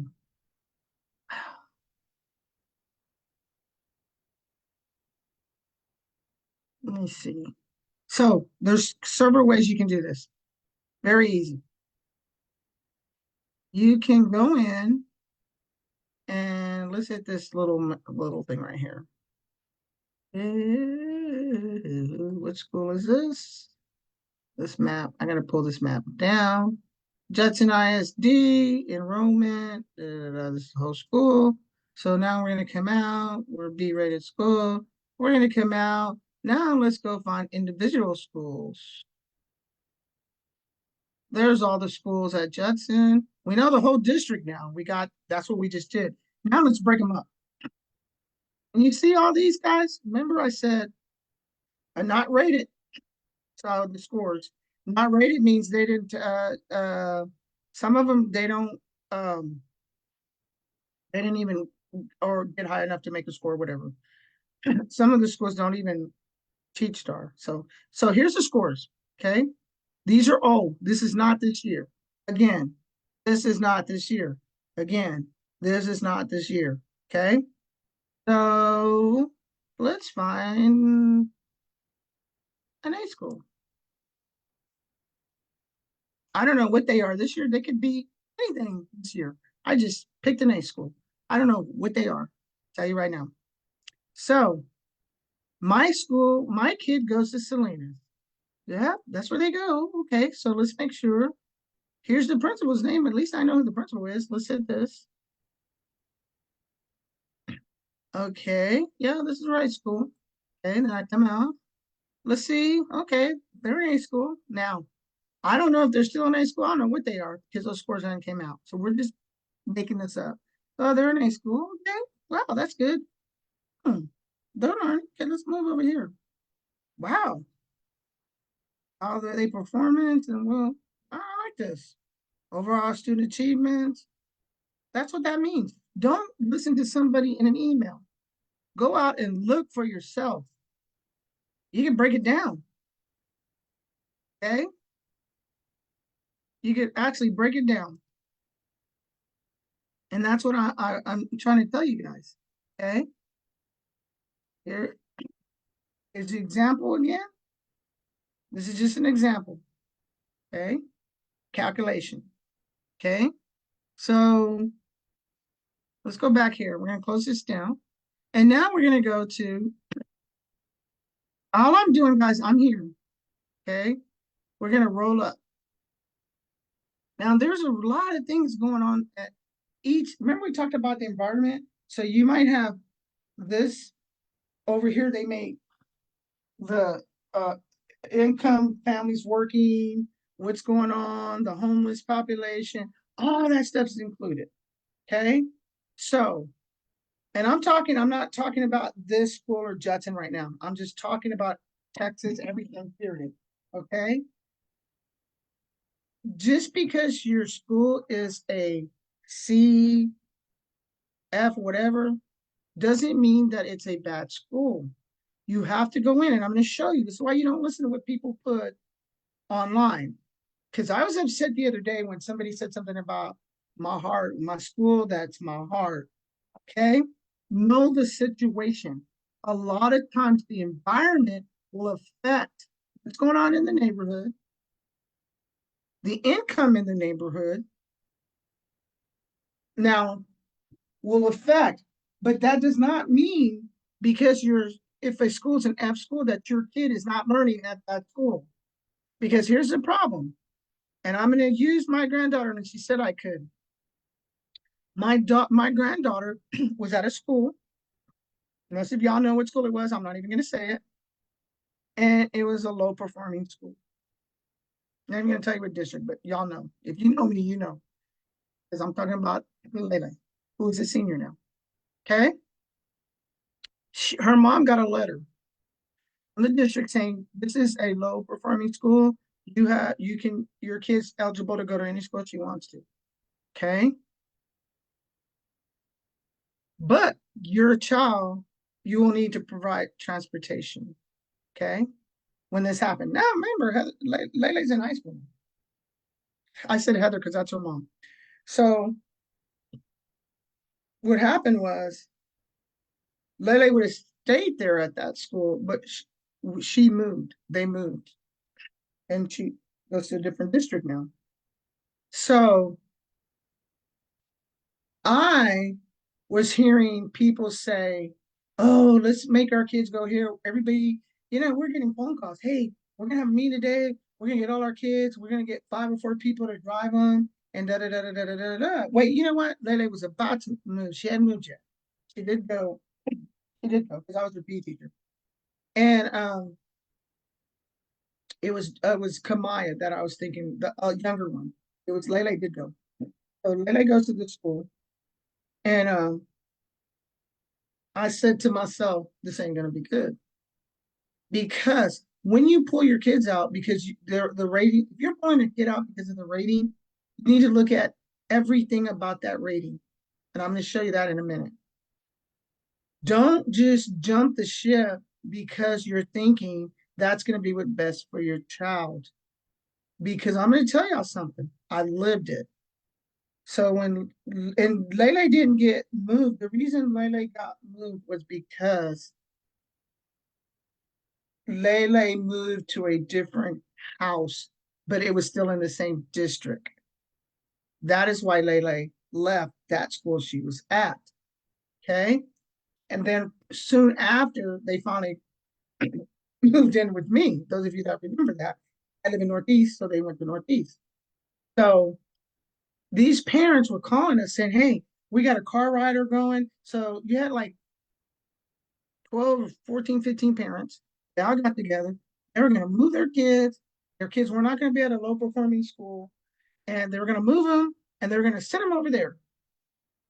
And I said, you guys are crazy. So that'll never work. You crazy, Ms. Johnson? They're not learning here. I'm like, I'm looking at your kids' scores. Your kids are learning. What do you mean your kids are not learning? You're at school every day. You're the parent. We're trying to get out the door. Your kids are learning. Well, what am I going to tell them at church? So the real reason you're trying to get your kid from a non-improving school is because you're worried about what someone's going to say about the school your kid goes to. Now that's a whole different ballgame. Now here's where I'm going with that. So I said, y'all do what y'all need to do. I mean, I can't tell you what to do. So, because at that time, I was involved in myself at that time. I had enough of it going on. So then Lele goes to the school. Okay. She didn't stay there long because they moved. Remember I told you they moved. So from there, within that same year, Lele ends up at Northeast. I don't mind saying it. She ends up at Northeast. She's there now. She's a senior.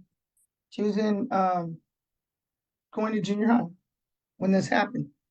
Do you know when Lele got there, she came back home the first day, you know what she said? I can't do this.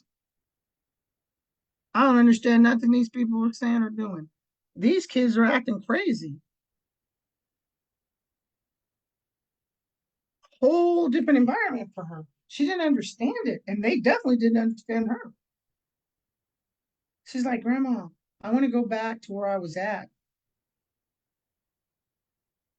I want to go back to my. But then she was that year she was about to go in junior high. She was actually that was her last year in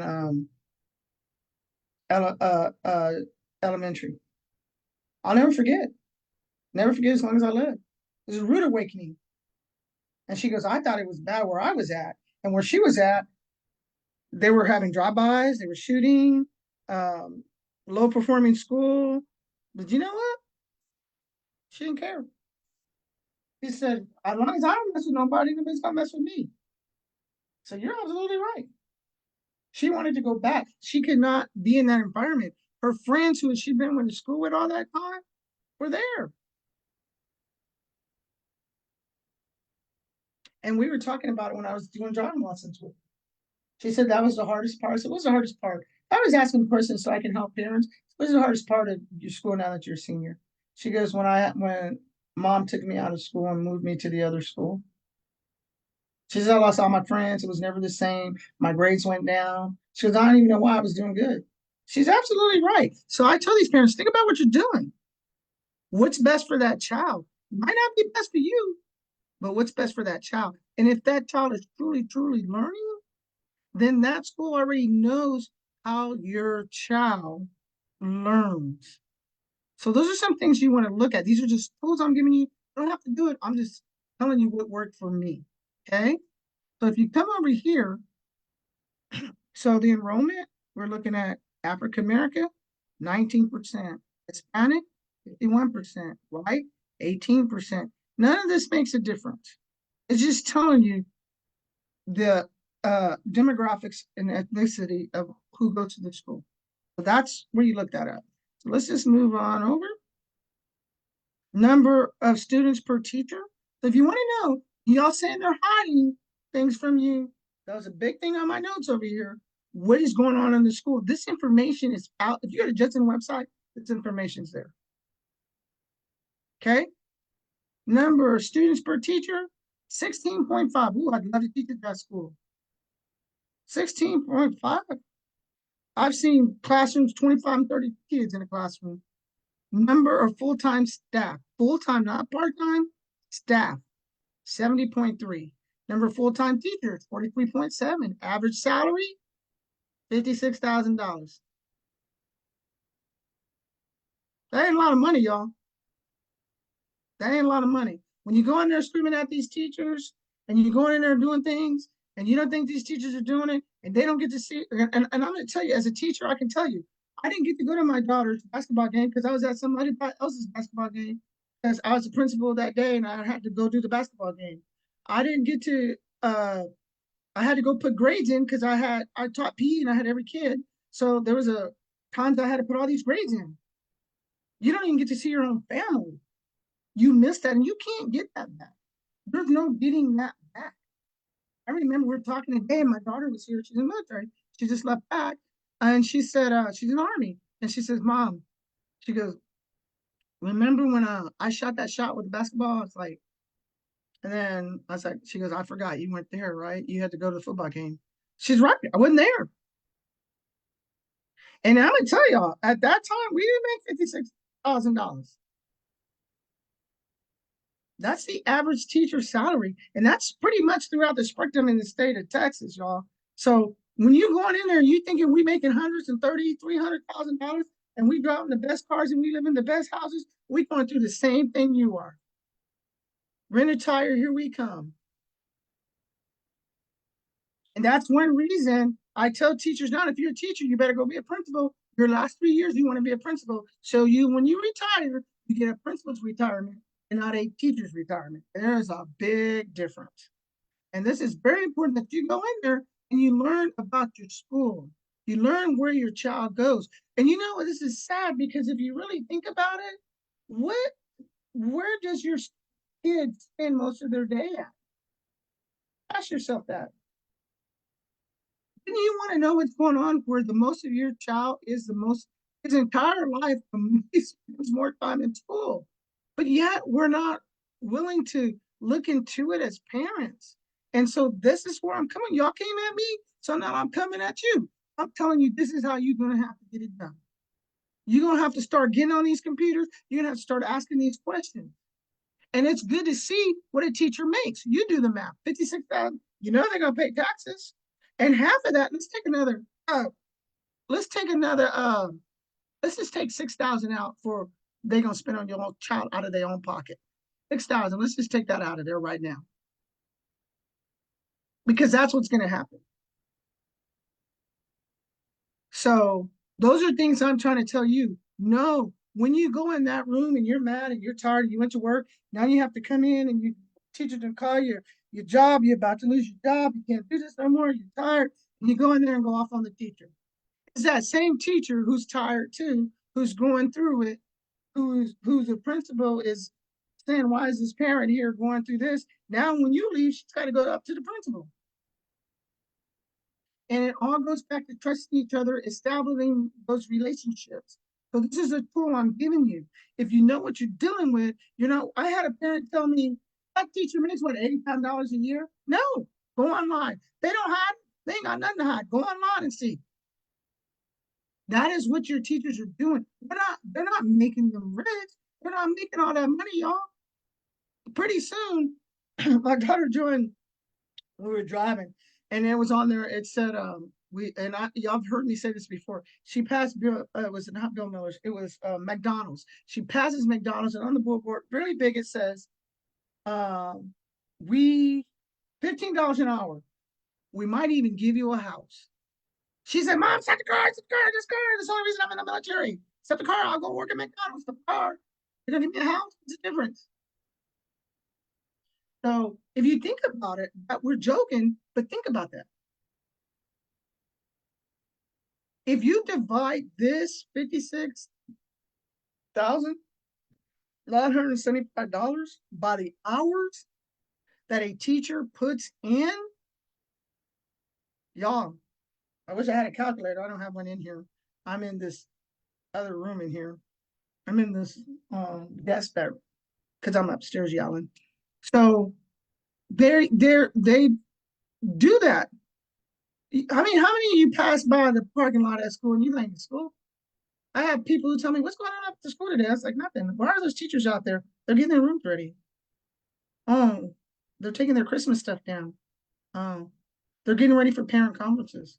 Oh, wow. You do the math. Some of them hours, they're not getting paid, guys. They're not getting paid. So those are the tools we can help to make the environment. We talked about the environment and we talked about how to what? How to help your child and establish that environment so that we can have that positive environment and we can all be on the same page and there's nothing to hide. Okay? Then we move up and it says, tell me more. Or you can dig into data. Isn't that crazy? Anything you want to know. Look at this, y'all. Professional staff. And here's the state. Look at this, guys. There's nothing, anything you want to know is there. What are they trying to, you know what? They'll even tell you how many got a degree, how many are bachelors, how many are masters, and how many are doctorates. Then you want to know their experience? They have nothing to hide from y'all.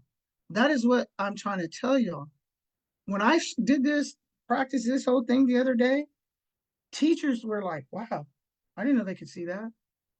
Wow. Parents were like, wow. It's there, y'all. They have nothing to hide. 1 to 5 years. This tells you how many percent. It'll tell you. 16%, 11 to 20 years experience. That's a lot of experience. So the bigger these experiences are, what's going to tell you? They already know how to teach. And this school, had to grow to this. I remember when Salinas was built. When I started, there was Kitty Hawk, Kirby, which is now Hawkins. There was I'm talking about where I worked, my district where I worked. Um, there weren't that many district schools, and I think it was three or four. There was four elementaries. That was it. District office was under the stadium, and then they moved it and put a portable right outside the stadium. I'll never forget. That's how when I got hired. That's they didn't have where district office is right now. That used to be a hospital. So I'm back to. I have to say this. This is a learning experience, learning situation. I'm not trying to make anything out of anything. Now I'm not just talking about Dutton. I'm talking about the whole Texas, so everybody will know. I'm just saying Dutton because that's where I was at. I didn't jump schools. I stayed there the whole time. So you want to know your experiences? It's there, it's showing you guys. Okay. And as you notice, as this moves, guess what? Scores move. Because then you understand what's going on and how to teach. Once you get it, once you ride a bicycle, you already know how to ride a bicycle. All you're gonna do then, let's just talk about it. Learn how to ride a bicycle. I know my first time I ever rode a bike. Okay, this is cool. And what can I do different? Oh, I know what I'll do. I'll stand up on the pedals. Ooh, look, I'm riding the pedals. This is pretty cool. 2 weeks later, what can I do different? Oh, you know what? I'll stand up on the seat. Oh wow, this is pretty cool. Look at this. And this is a true story. My brother, okay. Now I'm kidding. The handlebar.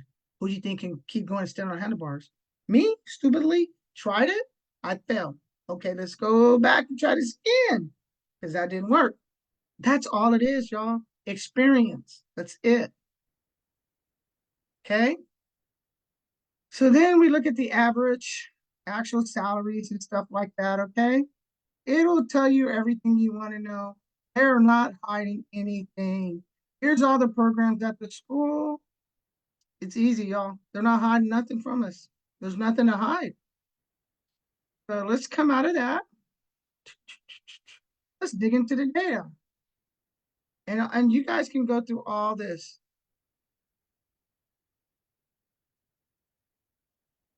What we went through earlier. So let's come off of that. Okay. So that's all it is, guys. It's not a I got you. So when these scores do come out, do not listen to these people who are going to tell you jump ship. Do not listen to that. And I'm talking about everybody in the state of Texas. I got friends everywhere. Do not jump ship. If your child is learning and stable and she's in a learning environment and she's going home learning, leave them. They're doing good. The last thing you want to do is change an environment unless you have to. I know I went to 4 elementary schools, but before I ended up at one, which was can I forget my elementary school? I lived across the street from it, Sam Houston. Okay. Now, the next thing I'm going to hit real quick, I'm not going to get into full detail about it, but I'm just going to show you where you can go to get some help. Okay. Let me get there. I don't know. I think it was here. We already came out of it already.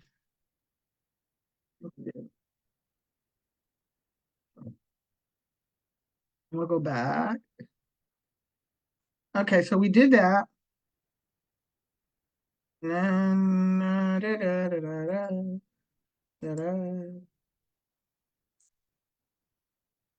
we did that. We did that. We did that. And we did that. So now we'll move on. So where we're going to go now is a little different. Let me show you something real quick. I'm back up here. And it's going to be really quick. We're not going to get into a lot of arguing and all this because this is for my special ed teachers. I mean parents. My throat is leaving.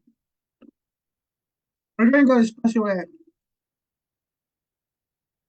Okay, you're gonna hit that. They're closed today, of course. Okay, you're gonna go to this program.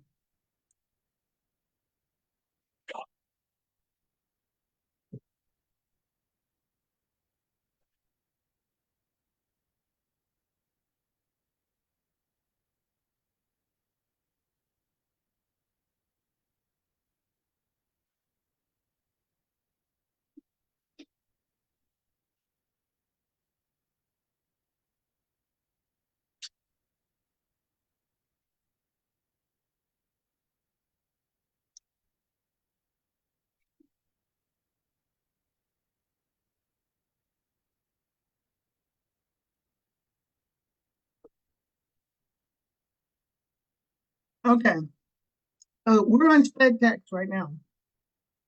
So, ooh, look at that. Y'all know I watch fishing. I just got a canoe. So, for educators, so if you're a teacher, and I know the teachers I were helping earlier did not even know this tool was out there. So they have one for the teachers. We're not doing teachers. And come over here for families. So if you're thousand special ed, you would hit that. Here's the special ed process.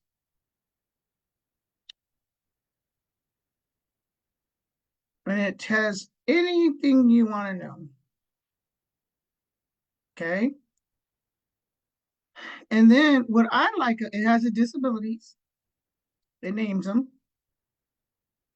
And what I really like about this site or about this page of this site is this right here.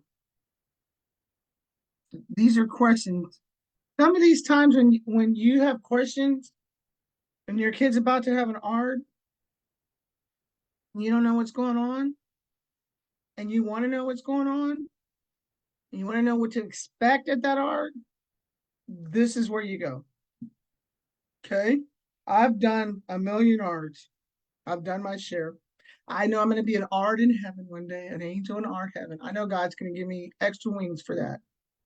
So you're in these ARD meetings.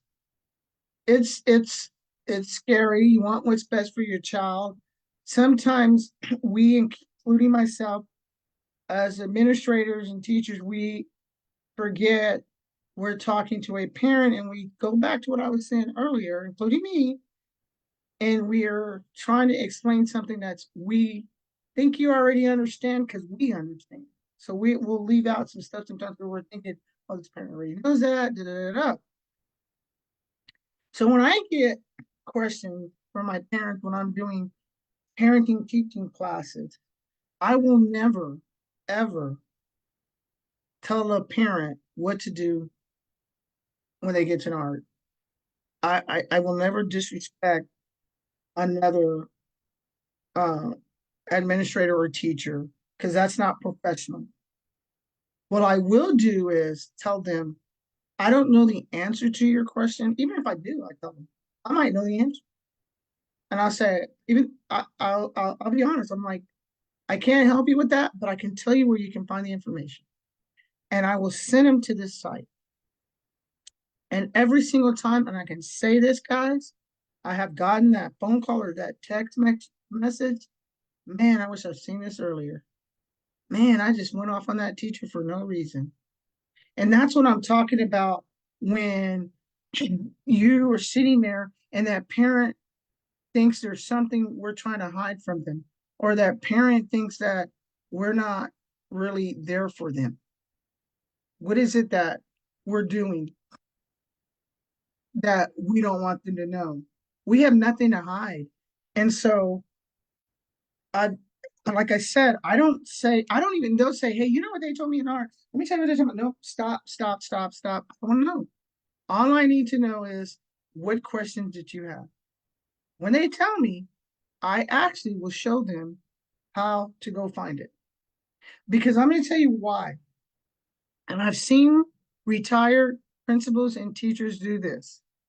A person will ask, it'll be a friend of theirs. Hey, my kid goes, and I'm not talking about any school. This is a learning thing only. This is only a learning. I'm saying it again. But I know people, and I'm not saying any particular district, who are teachers or principals.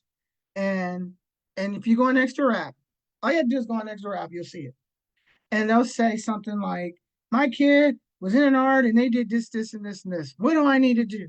Remember those sites I told you that people go on for, I guess they have nothing to do in the daytime. So they go on them and they cause havoc. So they'll get on there. My kid was in an art and they told me da da da da and can't believe the teacher did this and the principal did that. And they're going on and on and on. But they're not talking about their behavior, their actions, okay? And I'm reading this stuff, I'm thinking, dang. And as I'm reading it, even in that sort I see where a principal, a retired principal, somebody will react and say, you know what? They got to do da da da da da, this da da da, and da da da da da da da. And in my mind, I'm thinking, man, I've been in hundreds of arts.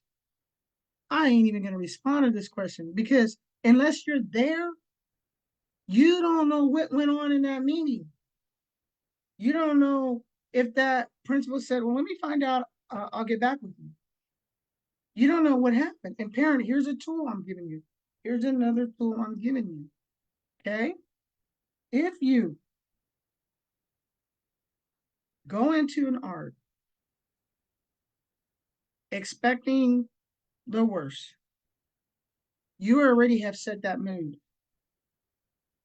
Okay.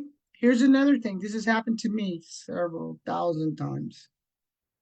And it goes back to think about, and I went to that salary thing for a reason. Because I know if I divide all my hours I used the 33 years I was there, the state still owes me $100 million. Okay.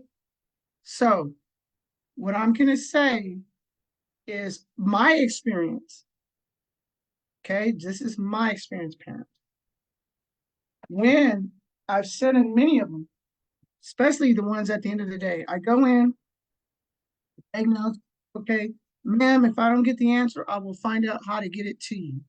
I will find out how to, you got to give me time. I will find out how to get it to you. Okay. Bell rings. But the bell don't ring. You leave.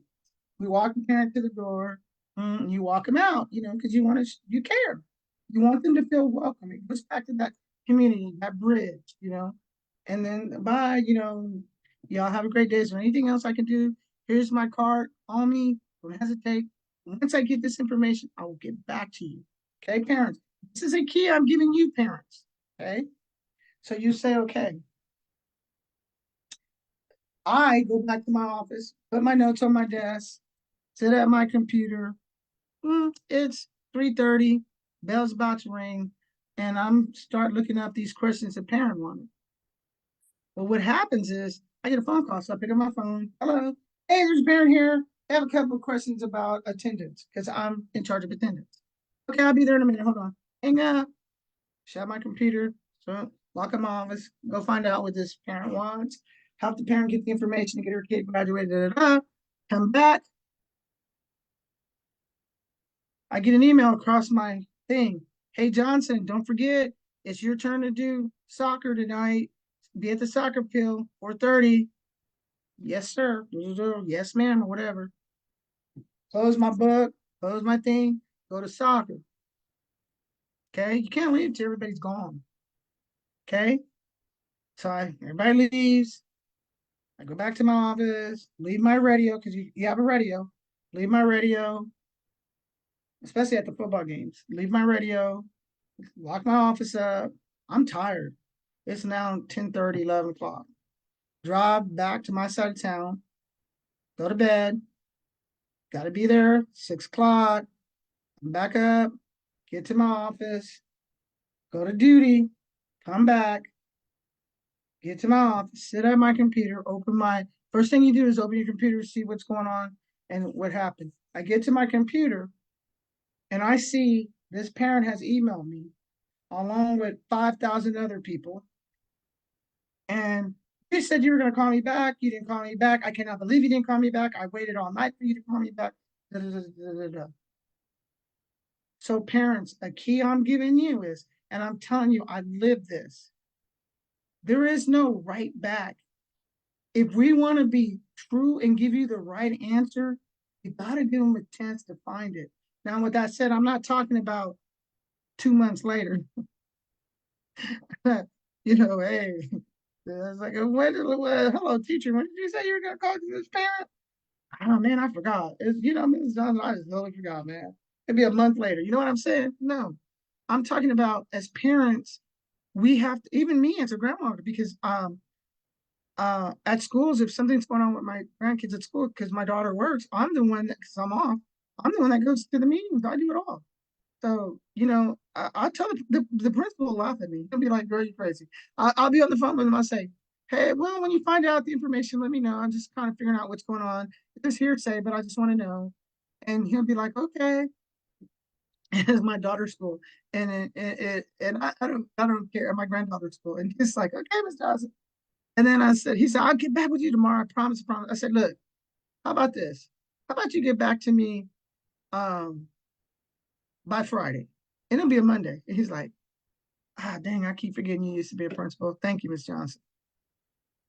Because I've been there, guys. I've lived it. So those are just some things I'm telling you to keep those relationships open. Don't assume that just because you didn't hear from someone, it's because they didn't care. I mean, every year there's more and more and more and more put on the plate. Every time a law's passed, there's something else put on the plate. So just remember that. Okay. Keep that. Don't assume that they didn't call you back that night. There's something going on. Okay. And I know you wanted the answers. I know that better than anybody because I want the answers for my grandbabies. I wanted the answers for my kids. I definitely understand that. But right now we're talking about tools that can help your child. Okay. Because now when I get back, now guess what I got to do?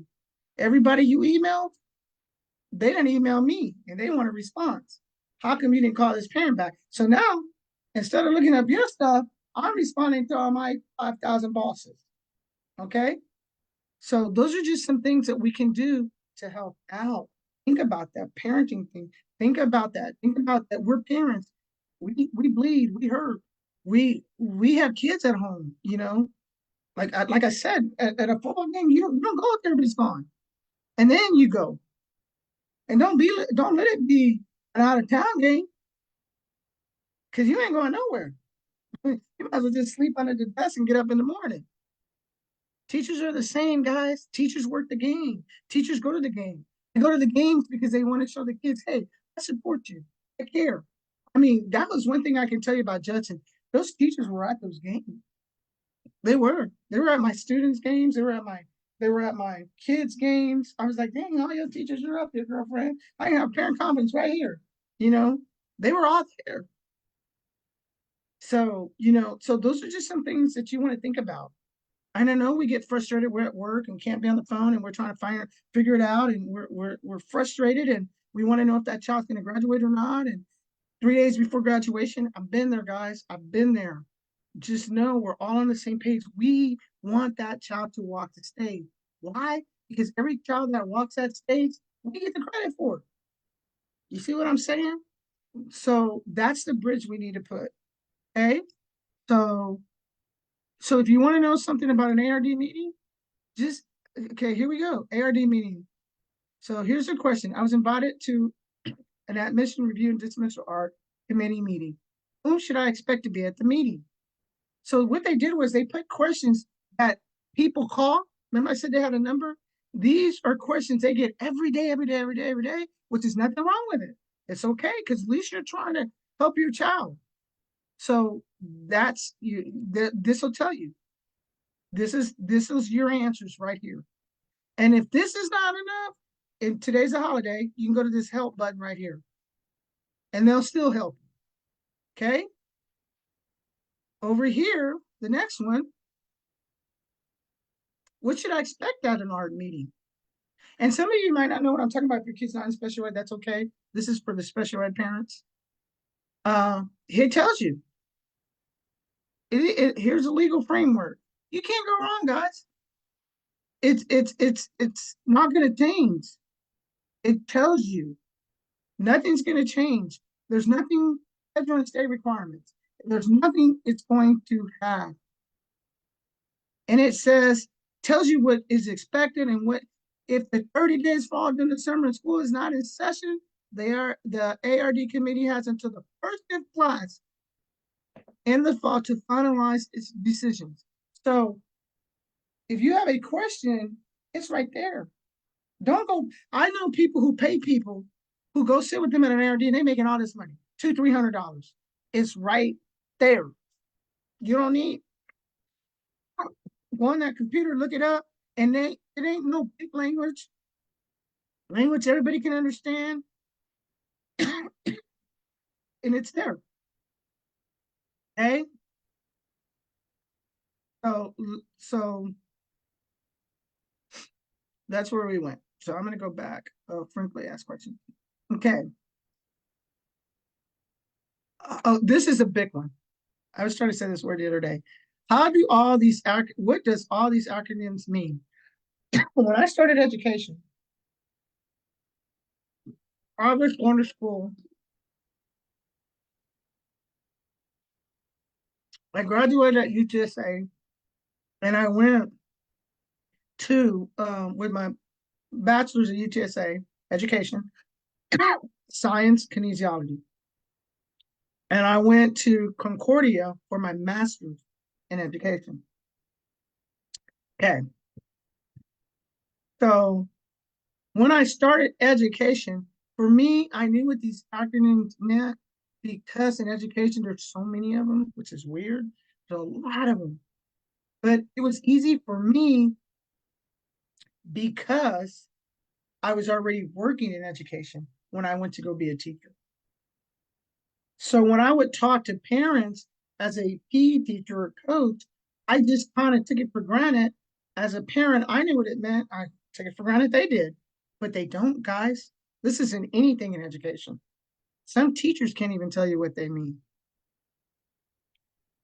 So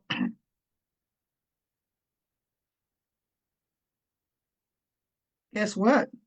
Here they all are in alphabetical order. They're in alphabetical order, guys. So if somebody sent you a paper home and it says da da da da da, well, what is it? Every acronym that's in the state of Texas. If it's not on here, then you might want to ask, call, or help me. Help this little thing right here. These people, they help. They're serious help. Like I said, I'm just going to share today. The tools you wanted, I'm giving them to you. You guys said I was talking out of my ear, and that's not what y'all said. I'm being nice. I'm not helping. Now I'm helping. I'm giving y'all these answers. Okay. There's the framework right there. Here's a quick reference guide. And those of you that are going to school to be teachers, you should look this up. This is crazy. Why don't you just say admission review and dismissal? You know how many people, I want y'all to do this. Go ask somebody what an art is. They look at you like you're crazy. They're gonna say, I'm they're gonna say, what's an art meeting? That's what they say. And it's funny part because it's admission, review, and dismissal. So people don't realize that. So dismissal means if they put the word dismissal, doesn't that mean like you're probably not gonna be in special ed the whole time? We wouldn't need to be dismissed, correct? Those are some things you want to assist technology. Be a bit. I never forget. I told the parent I was a new student, and I said, "Does he have a bit?" She goes, "He didn't bit his lip." I said, "No, does he have a bit?" "No, he didn't bit his lip." I said, "Oh, I'm sorry, behavior intervention plan." You know, because again, it goes back to that bridge. We're talking. That's you're gonna think I'm crazy. I had something like this on my when I go to a parent conference. I'd have it on my thing. I don't know all these. I have them on my thing when I went to parent conference, especially in an art, especially in an art. I would have them on there, and I'd be like, "Oh, okay, this is what it means. Okay, this is what it means." Because parents, if you learn this, and this is a tool for the parents. I'm not talking to teachers, even though y'all can listen. This is for the parents. If you hear these, this is what you're going to hear. You're going to hear these things. You know, if your kid is at school longer than he's anywhere else all his life, know what they're talking about. That way, if somebody says, well, does he have an IEP? Because, like, I'll give you an example. This is just an example. I'm just going to make this up. Somebody walked in the office and there's two kids here, okay? One's special ed, one's not. And the two kids are sitting in a chair. and the parents sitting here and the parents sitting here. And the kid walks in, I mean, the teacher and the principal and the counselor, let's not even say principal, let's say the counselors and the teachers, because they all get together before, yeah, we do. We get together before we go in that room. And we all get together, make sure we're all on the same page and that we know what's going on because we want to serve you really well. So as we walk, they overhear us talking and they say, well, does he have an IEP? So you have the two parents here, and they're both wondering who are they talking about? Which one of these kids are we talking about? Because we're like, we'll be with you in just a minute. Which one of these kids are we talking about? Both parents, one of them should know what an IEP is, okay? But some of them are not going to know. So now you have these two parents sitting there saying, well, what are they talking about? My child or your child? You know what I'm saying? So when they go in the room, they're gonna be too embarrassed to ask you, what's an IEP? I know because I've been in education long enough to know that most parents, and I didn't realize this, but I want you to think about this. Most parents will say individual educational program. Oh, my kid's in an individual education program. I was like, dang, what is that? Like, your kid's in a what? I said, where you go to school at Jackson? What? And then I realized, oh, okay, you're talking about an IEP. Ah, that's what you're talking about. See, or where your kid go from? Northeast. Oh, okay. It's an IEP. See what I'm saying? They don't. These are just examples. They they know. So have this when you go into an art parent, have this right there. So when they're talking, you're not embarrassed to ask the question. I I used to give my parents when we had the funding composition books like this, not exactly like this book. And I used to go in and I will have this down, but I didn't get it from this site. This site didn't exist. We made up our own when we were in college. We took that test. We had known something what this stuff was. So we made our own, and I would put it in there for those parents. So and I would leave it on the table. So when those parents are in these meetings, I would hand it to them. So as we're talking, what is he? Did he get a bit? Especially if it's a new student and your child's new and first time in special ed, you're not going to know what this stuff is. You're not going to have a clue what none of this is. So here's a tool, parent, I'm giving you. When they're sitting there in that meeting and they're talking about your child might be in special ed or might be in something, then you know. And they're like, well, he needs to be in it's got to be the least restricted environment. Go in there, know what that stuff is. And I'm not telling you to educate. What I'm telling you is it's here for you. Print it, type it in your pace. When they're talking, have your little notebook, have your little book. And I'm gonna tell y'all something. Some people walk in, parents, this is another thing I'm giving you. Remember, we're talking about tools to help you because y'all wanted me to give y'all some tools. So here's another tool I'm giving you. Another tool is you might want to get, and I would tell my parents, and they loved it, get a binder, come in with a binder, because we're going to sit down and we're going to have these ARDs, okay? And as we're having these ARDs, you're going to have questions. You're going to write those questions down. And then I had this for them, and I'll show y'all something else I had for them. And so let's say it's the end of the year. And I said, well, I'll get back with you because, it could be somebody who's a junior and next year they're going to be senior to graduate. I was like, well, we need to look at that at the end of the year. Let me know. We need to keep an eye on that. So then what they would do, and I tell them, this is a page where we're going to keep an eye on things. I'll keep it in my notebook and you'll keep it in your notebook. And we'll see if we can get these questions answered. And then it's like, okay, well, and then I would tell the parent, this is what you want. You want me to find out, da da da da, find out, da da da da, find out, da da da. Yes. Okay. So the parent had it. So as a parent, I'm not talking to teachers or anything. Right now, I'm talking to the parent.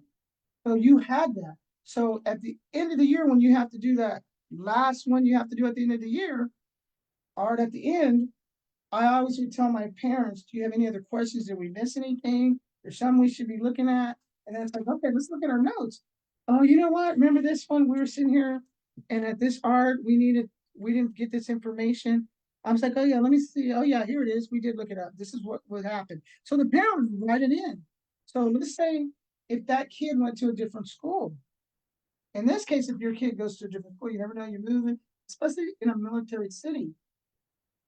Well, I had a parent call me one day. It was the best feeling ever. She made my day. I was having a bad day that day too, and she made my day.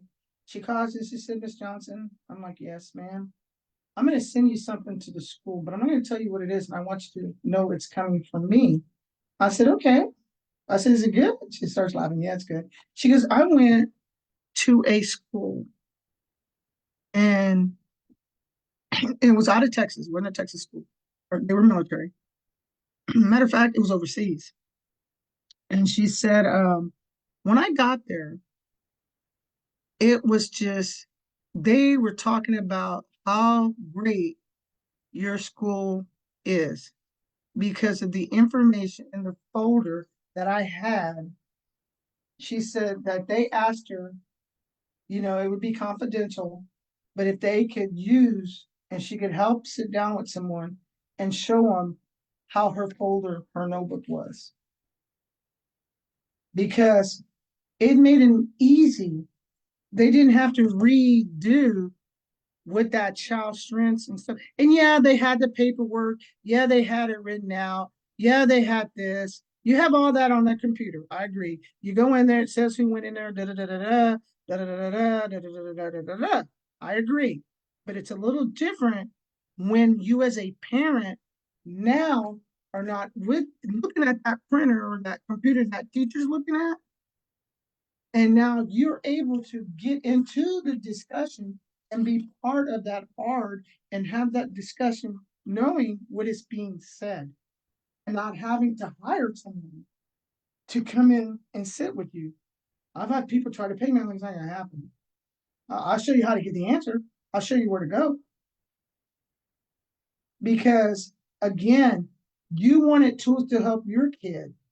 So these are the tools I'm giving you. So that helped them. That parent at night would look at the book and say, okay, wow. Oh, yeah, you know what? That's right. Little Johnny was having problems in multiplication. I need to get up and print out some multiplication sheets this weekend for him. That's how that can help you. Because when you're sitting in an art, not only do you are doing that, but you come up with other ideas. And teachers have great ideas, especially teachers who've been teaching for years. And I've seen in art where a teacher would say, you know what? I had a child that had that before. You know, the best thing you can do, you might want to, let's say elementary, they like touching things. So you might do the math with touching, try that. And the parent will write that down. So these are things I think that will bridge and help you with your child. These are tools that can help you. So special ed shouldn't be scary to anybody. The language should not be in a whole different language. This is called a language barrier. That's what I'm calling it. Not, I'm talking about this, not this site. I'm talking about these words, ARD, AT, BIP, to me in college, it was a language. It's like, dang, what? When we didn't know which ones were going to be on the test. So we just learned them all. Now, do I know them all right now? You can ask me one of these. I probably won't know what it is. Let me see if I know them. Well, not all of them. I didn't know FAPE. Didn't know that one. Physical therapy, of course, I knew because I'm a PhD teacher of therapy. Of course, I do. I knew that one because I was over the nursing program for a while up at Denton High School. Most of these I know. You cannot do an art and not know these. Not gonna happen. So, but when we're talking as teachers and principals, we're using these acronyms. The parent does not know what those mean. So parents, here's a site to help you. Cut this out, print it, put it in your folder, and you're good to go. You know what they're saying. Disabilities, when they're saying this stuff, you understand. We're not, and I had a parent say, what kind of, I never forget this one time. A parent said, why are y'all talking in code? We're in the table. And she said, whoa, whoa, whoa, whoa, whoa. Why are we using code? And I'm like, oh, and I understood the frustration of that parent. So parents, I'm helping. These are tools I'm giving you. You did not go to college or if you did go to college and you didn't go to be a teacher, you wouldn't know this. It doesn't mean you're not educated. I'm sure if I go on your job, I'm not going to know what they're talking about. Let's say if you work at, I'll give you a thing, ice cream, where you make ice cream. I went in there. Um, One of our principals took us to the ice cream place. I'll never forget. And had all these big ice cream machines and stuff, and they were working and they were talking everything. I didn't know what they were saying. I couldn't pass any tests there. It wasn't going to happen. I don't know how much pressure anything was. It wasn't going to happen. The only thing I know is PSIs, pressure per square inch. That's all I know. You see what I'm saying? Even that field, that would be a mechanic field or something. That your PSIs, you know, that's what I'm saying. It's not that you don't know because you're not smart enough, because that is not your field. Just like if we go probably on your job, you go into nursing and somebody says, I need an IQ. I know what that is.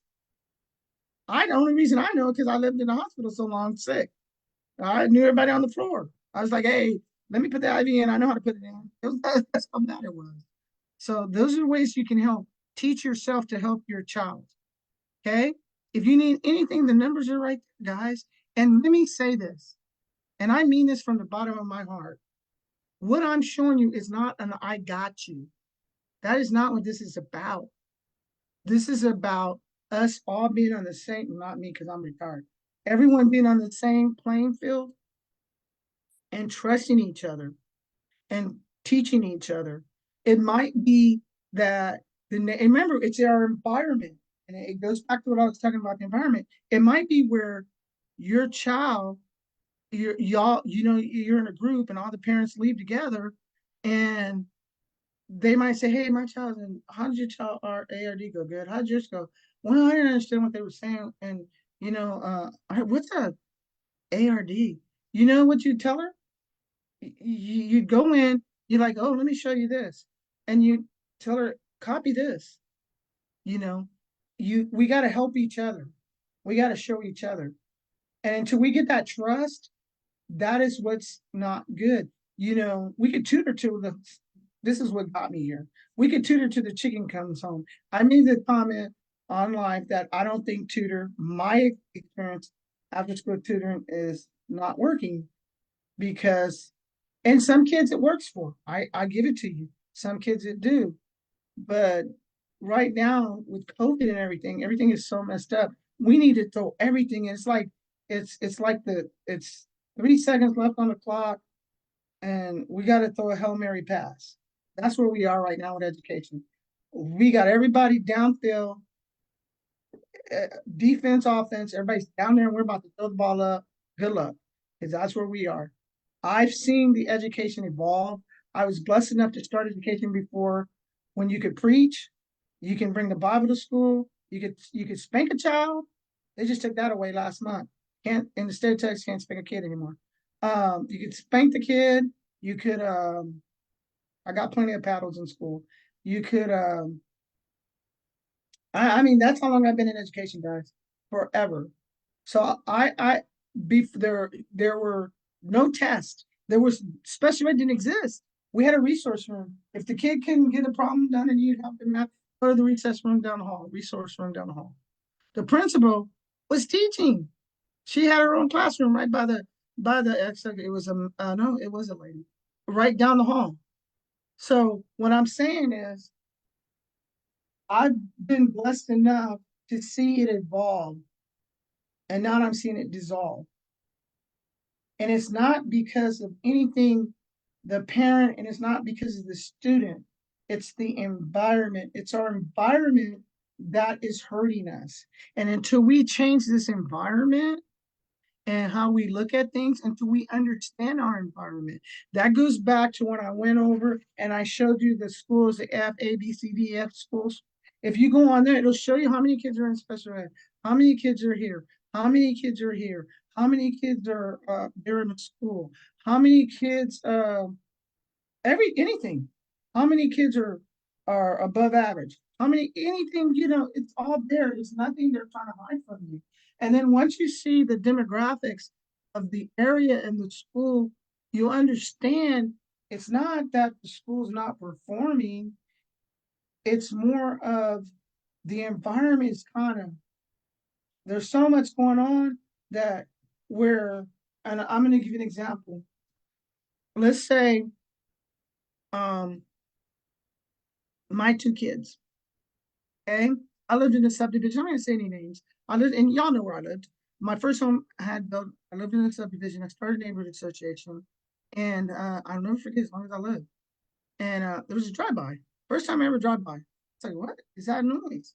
And everybody's looking, and it's like five houses down. Everybody's running out like the movie Friday. We're all coming out. What's going on? And oh, they shooting at that house over there. I'm like, dang, is it that bad? You know, my kids were in like third and fourth grade. I'm like, wow. So I had to teach my kids, okay, you can't wear a red shirt today because you're walking home. You can't be on that side in red. You can only be on that side in red. Okay, today you're walking. You can't be on that side in black, and you can't be over here in blue. So I had to watch the clothes I bought for my kids, and they went to school, the same school I went to, where I worked at. Right. So I had to watch that. Then at night, I'll never forget. We hear this pow pow because behind our yard was a park, and my kids hit the floor. And then they come because our bedrooms were in the back. So they come in, we're all laying on the couch, we go to sleep. I have to go to work the next day and they go to school and we go to the same place. Okay. They're tired. They're tired. We're frustrated. We're not understanding. I'm not a millionaire. I can't just move. I had my home built from the ground up. So that I had feelings for the house. So what do? You can't just say, okay, I'm taking my kids, let's go. You can't do that because the minute you leave their house, there goes your credit. And anything you want to do for your child, you're going to be able to do it because you don't have credit. So what do? You teach your kid to survive. And both of my kids did amazing. When they left that school, y'all, they were amazing. They still are. I didn't move my kids. People are like, your kids go there? Yeah. Mm-hmm. We live there. That's where they go. Yeah. Because nowadays it don't matter where you go. I'm being honest with you, it don't matter. So my kid, I didn't move and leave. I taught my kids the environment. You know why I had to teach them the environment? Was because as soon as you move and everybody's moving, pretty soon, I was thinking about this the other day. There's not gonna be no place to go. Okay, there's not gonna be no place to go. You know, I think I live in my house is valued at 40, almost 400,000. Well, unfortunately, it is 400,000 and some change, and I bought it and lost. But anyway, that's a whole nother ballgame. You can go online and check. It's 400,000 and something. Okay, y'all know where I live. And the other day we had somebody going through all the cars. Now get this, they didn't stop, they didn't do my car. I have cameras out. And my neighbor's like, why don't they never do your house? I don't know what to tell y'all, but here's why. Because I'm always outside. I'm always on my camera. If I see somebody walk up or do something, I'm out that front door. So whoever it is knows and been watching the neighborhood knows that lady does not work and that lady's crazy. That lady will shoot y'all. So do not go in that lady's house. So they already figured that out. So that's learning your environment. You know what's going on. So I had to teach my kids about the environment because pretty soon, again, you're not going to have any place to go. And when that kid does get out into the real world, it's even going to be harder. So my kids did fine. They're doing Dylan's in the military's been in there. Dylan's 33, Heather's 36. Both my kids are amazing. They both got good jobs. They're doing really well. I'm very proud of them. Their kids are in school. They're doing good. They're in sports. They're in everything. Was it easy? No. Did we have some hard time? Yeah. We all go through it. God got us through it. So what I'm telling y'all is don't jump because another parent's jumping because your child is at a school that somebody said, oh, that's an F school, that's a C school, that's a B school, that's an E school. Because the next year that A school might be an F school. And now your child's over there. Now what you gonna do now? Move them again? Because let's say everybody moves. Let's say this school, and I'm talking about any district. Let's say this school's an F school, okay? We find out, okay, now this is an F school, okay? Everybody leave, and they go, you're gonna go to the closest school because gas is high. So you go, all y'all come over here. This school gonna be doing really good. You see what I'm saying? And then this kid has to learn this new environment. So these are tools I'm giving y'all. And so those are some things we talked about today. So I'm not going to get on anything else about special ed because that's something that I hold dear to my heart.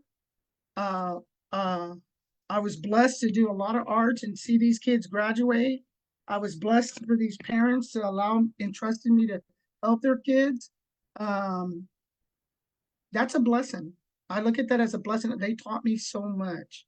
They really did. They taught me a lot.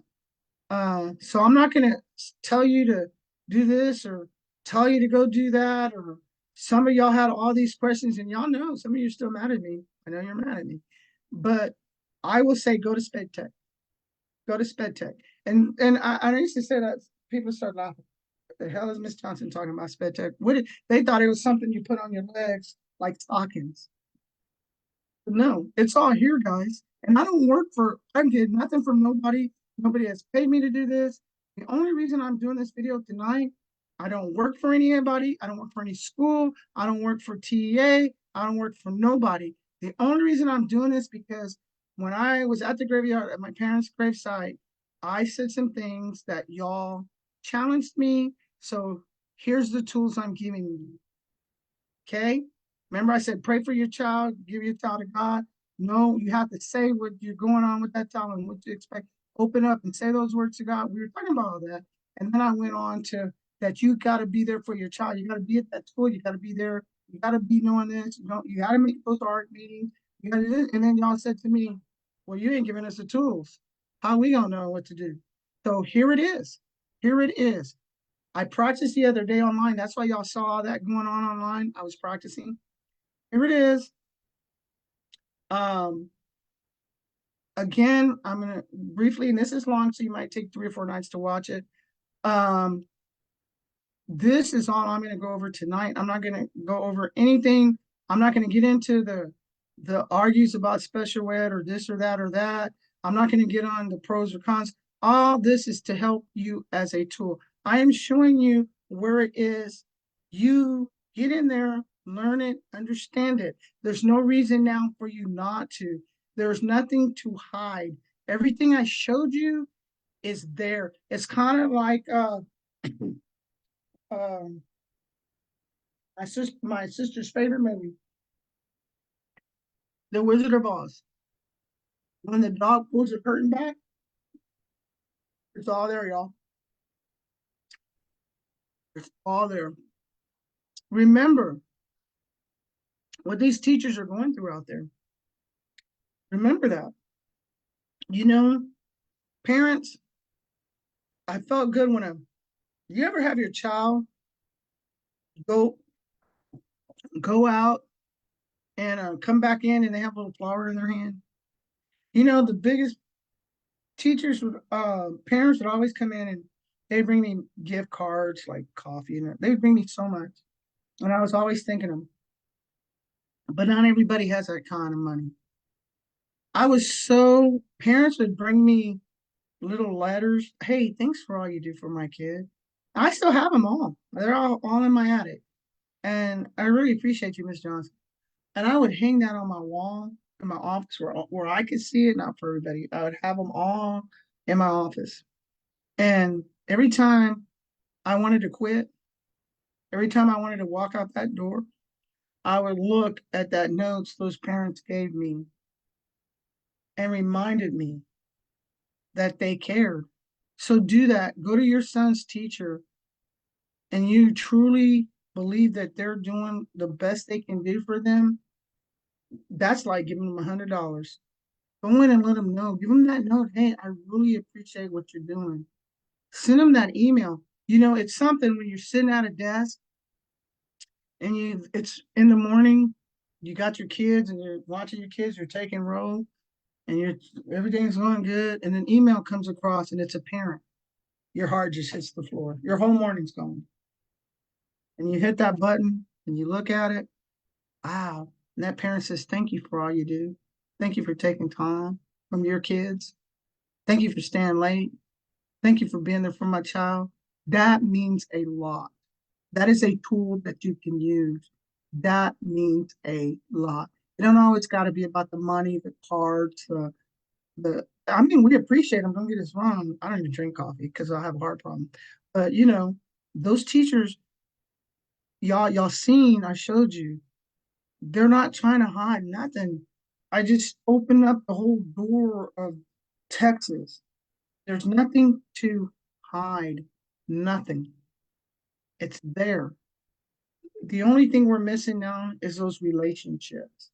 So we gotta to fix this. My answer to fixing education in America, somebody who's worked from the beginning to the end, that's the answer, guys. We gotta bridge the gap back again. The students are here, the parents are here, the teachers are here, the principals are here, the support staff is here, and in the district, everybody's jumping, and we're just jumping. Let's just bridge it back and let's all get on the same page. And parents, yes, the old school, if you look at Little House on the Prairie or something like that, parents didn't do anything. Those days are gone out the window. Those days where our parents didn't go to school and none of that, they're gone. Those days are gone. Now you have to know what's going on in your education. I can't say this enough. Your child spends more time at school than he spends anywhere else, or day or she or whatever, than anywhere else. You want to know if your child's driving and you put that little thing on their car to see where they're going, and you sit there at the computer and you type all that in. Okay, okay, I know what you went here. You should be like that with education. You have to understand what these teachers and principals and custodians and food people, food service, everything. It's a community, and it don't work. The wheels don't work if one's broken. It's not going to turn. So what we have to do is we all have to get on the same thing so we can make it work. Spin that wheel. Let's get our education back. Let's get these kids caught up. That's how you get your kid caught up. And if your kid's already caught up, to some of my parents, their kid is caught up. So if your kid's already caught up, let's advance. Let's get them advanced. If you're and let's say your kids really y'all all live in the same, like I live in a cul-de-sac, right? So let's say three of y'all's kids are passing. These two are having problems in math. These two are having problems in English. Get together. Okay, y'all can sit together and y'all do math, and then they're gonna help you do English. It's come to that now. It's come to that. Now I will say this for my family and my friends and their friends and my grandkids and my grandkids' friends, it's always been that. We've always done that because for us, it works. So you guys have a great night. It's 11:32. Thank God I don't have a job to go to. I want to thank everybody. This is School Zone. If you have any questions, contact me. That's it. I pray for everybody to have a great school year and a blessed school year. Everybody in the educational world, and keep these kids safe. I hope this helps somebody. You guys hang in there and know we're going to get through it.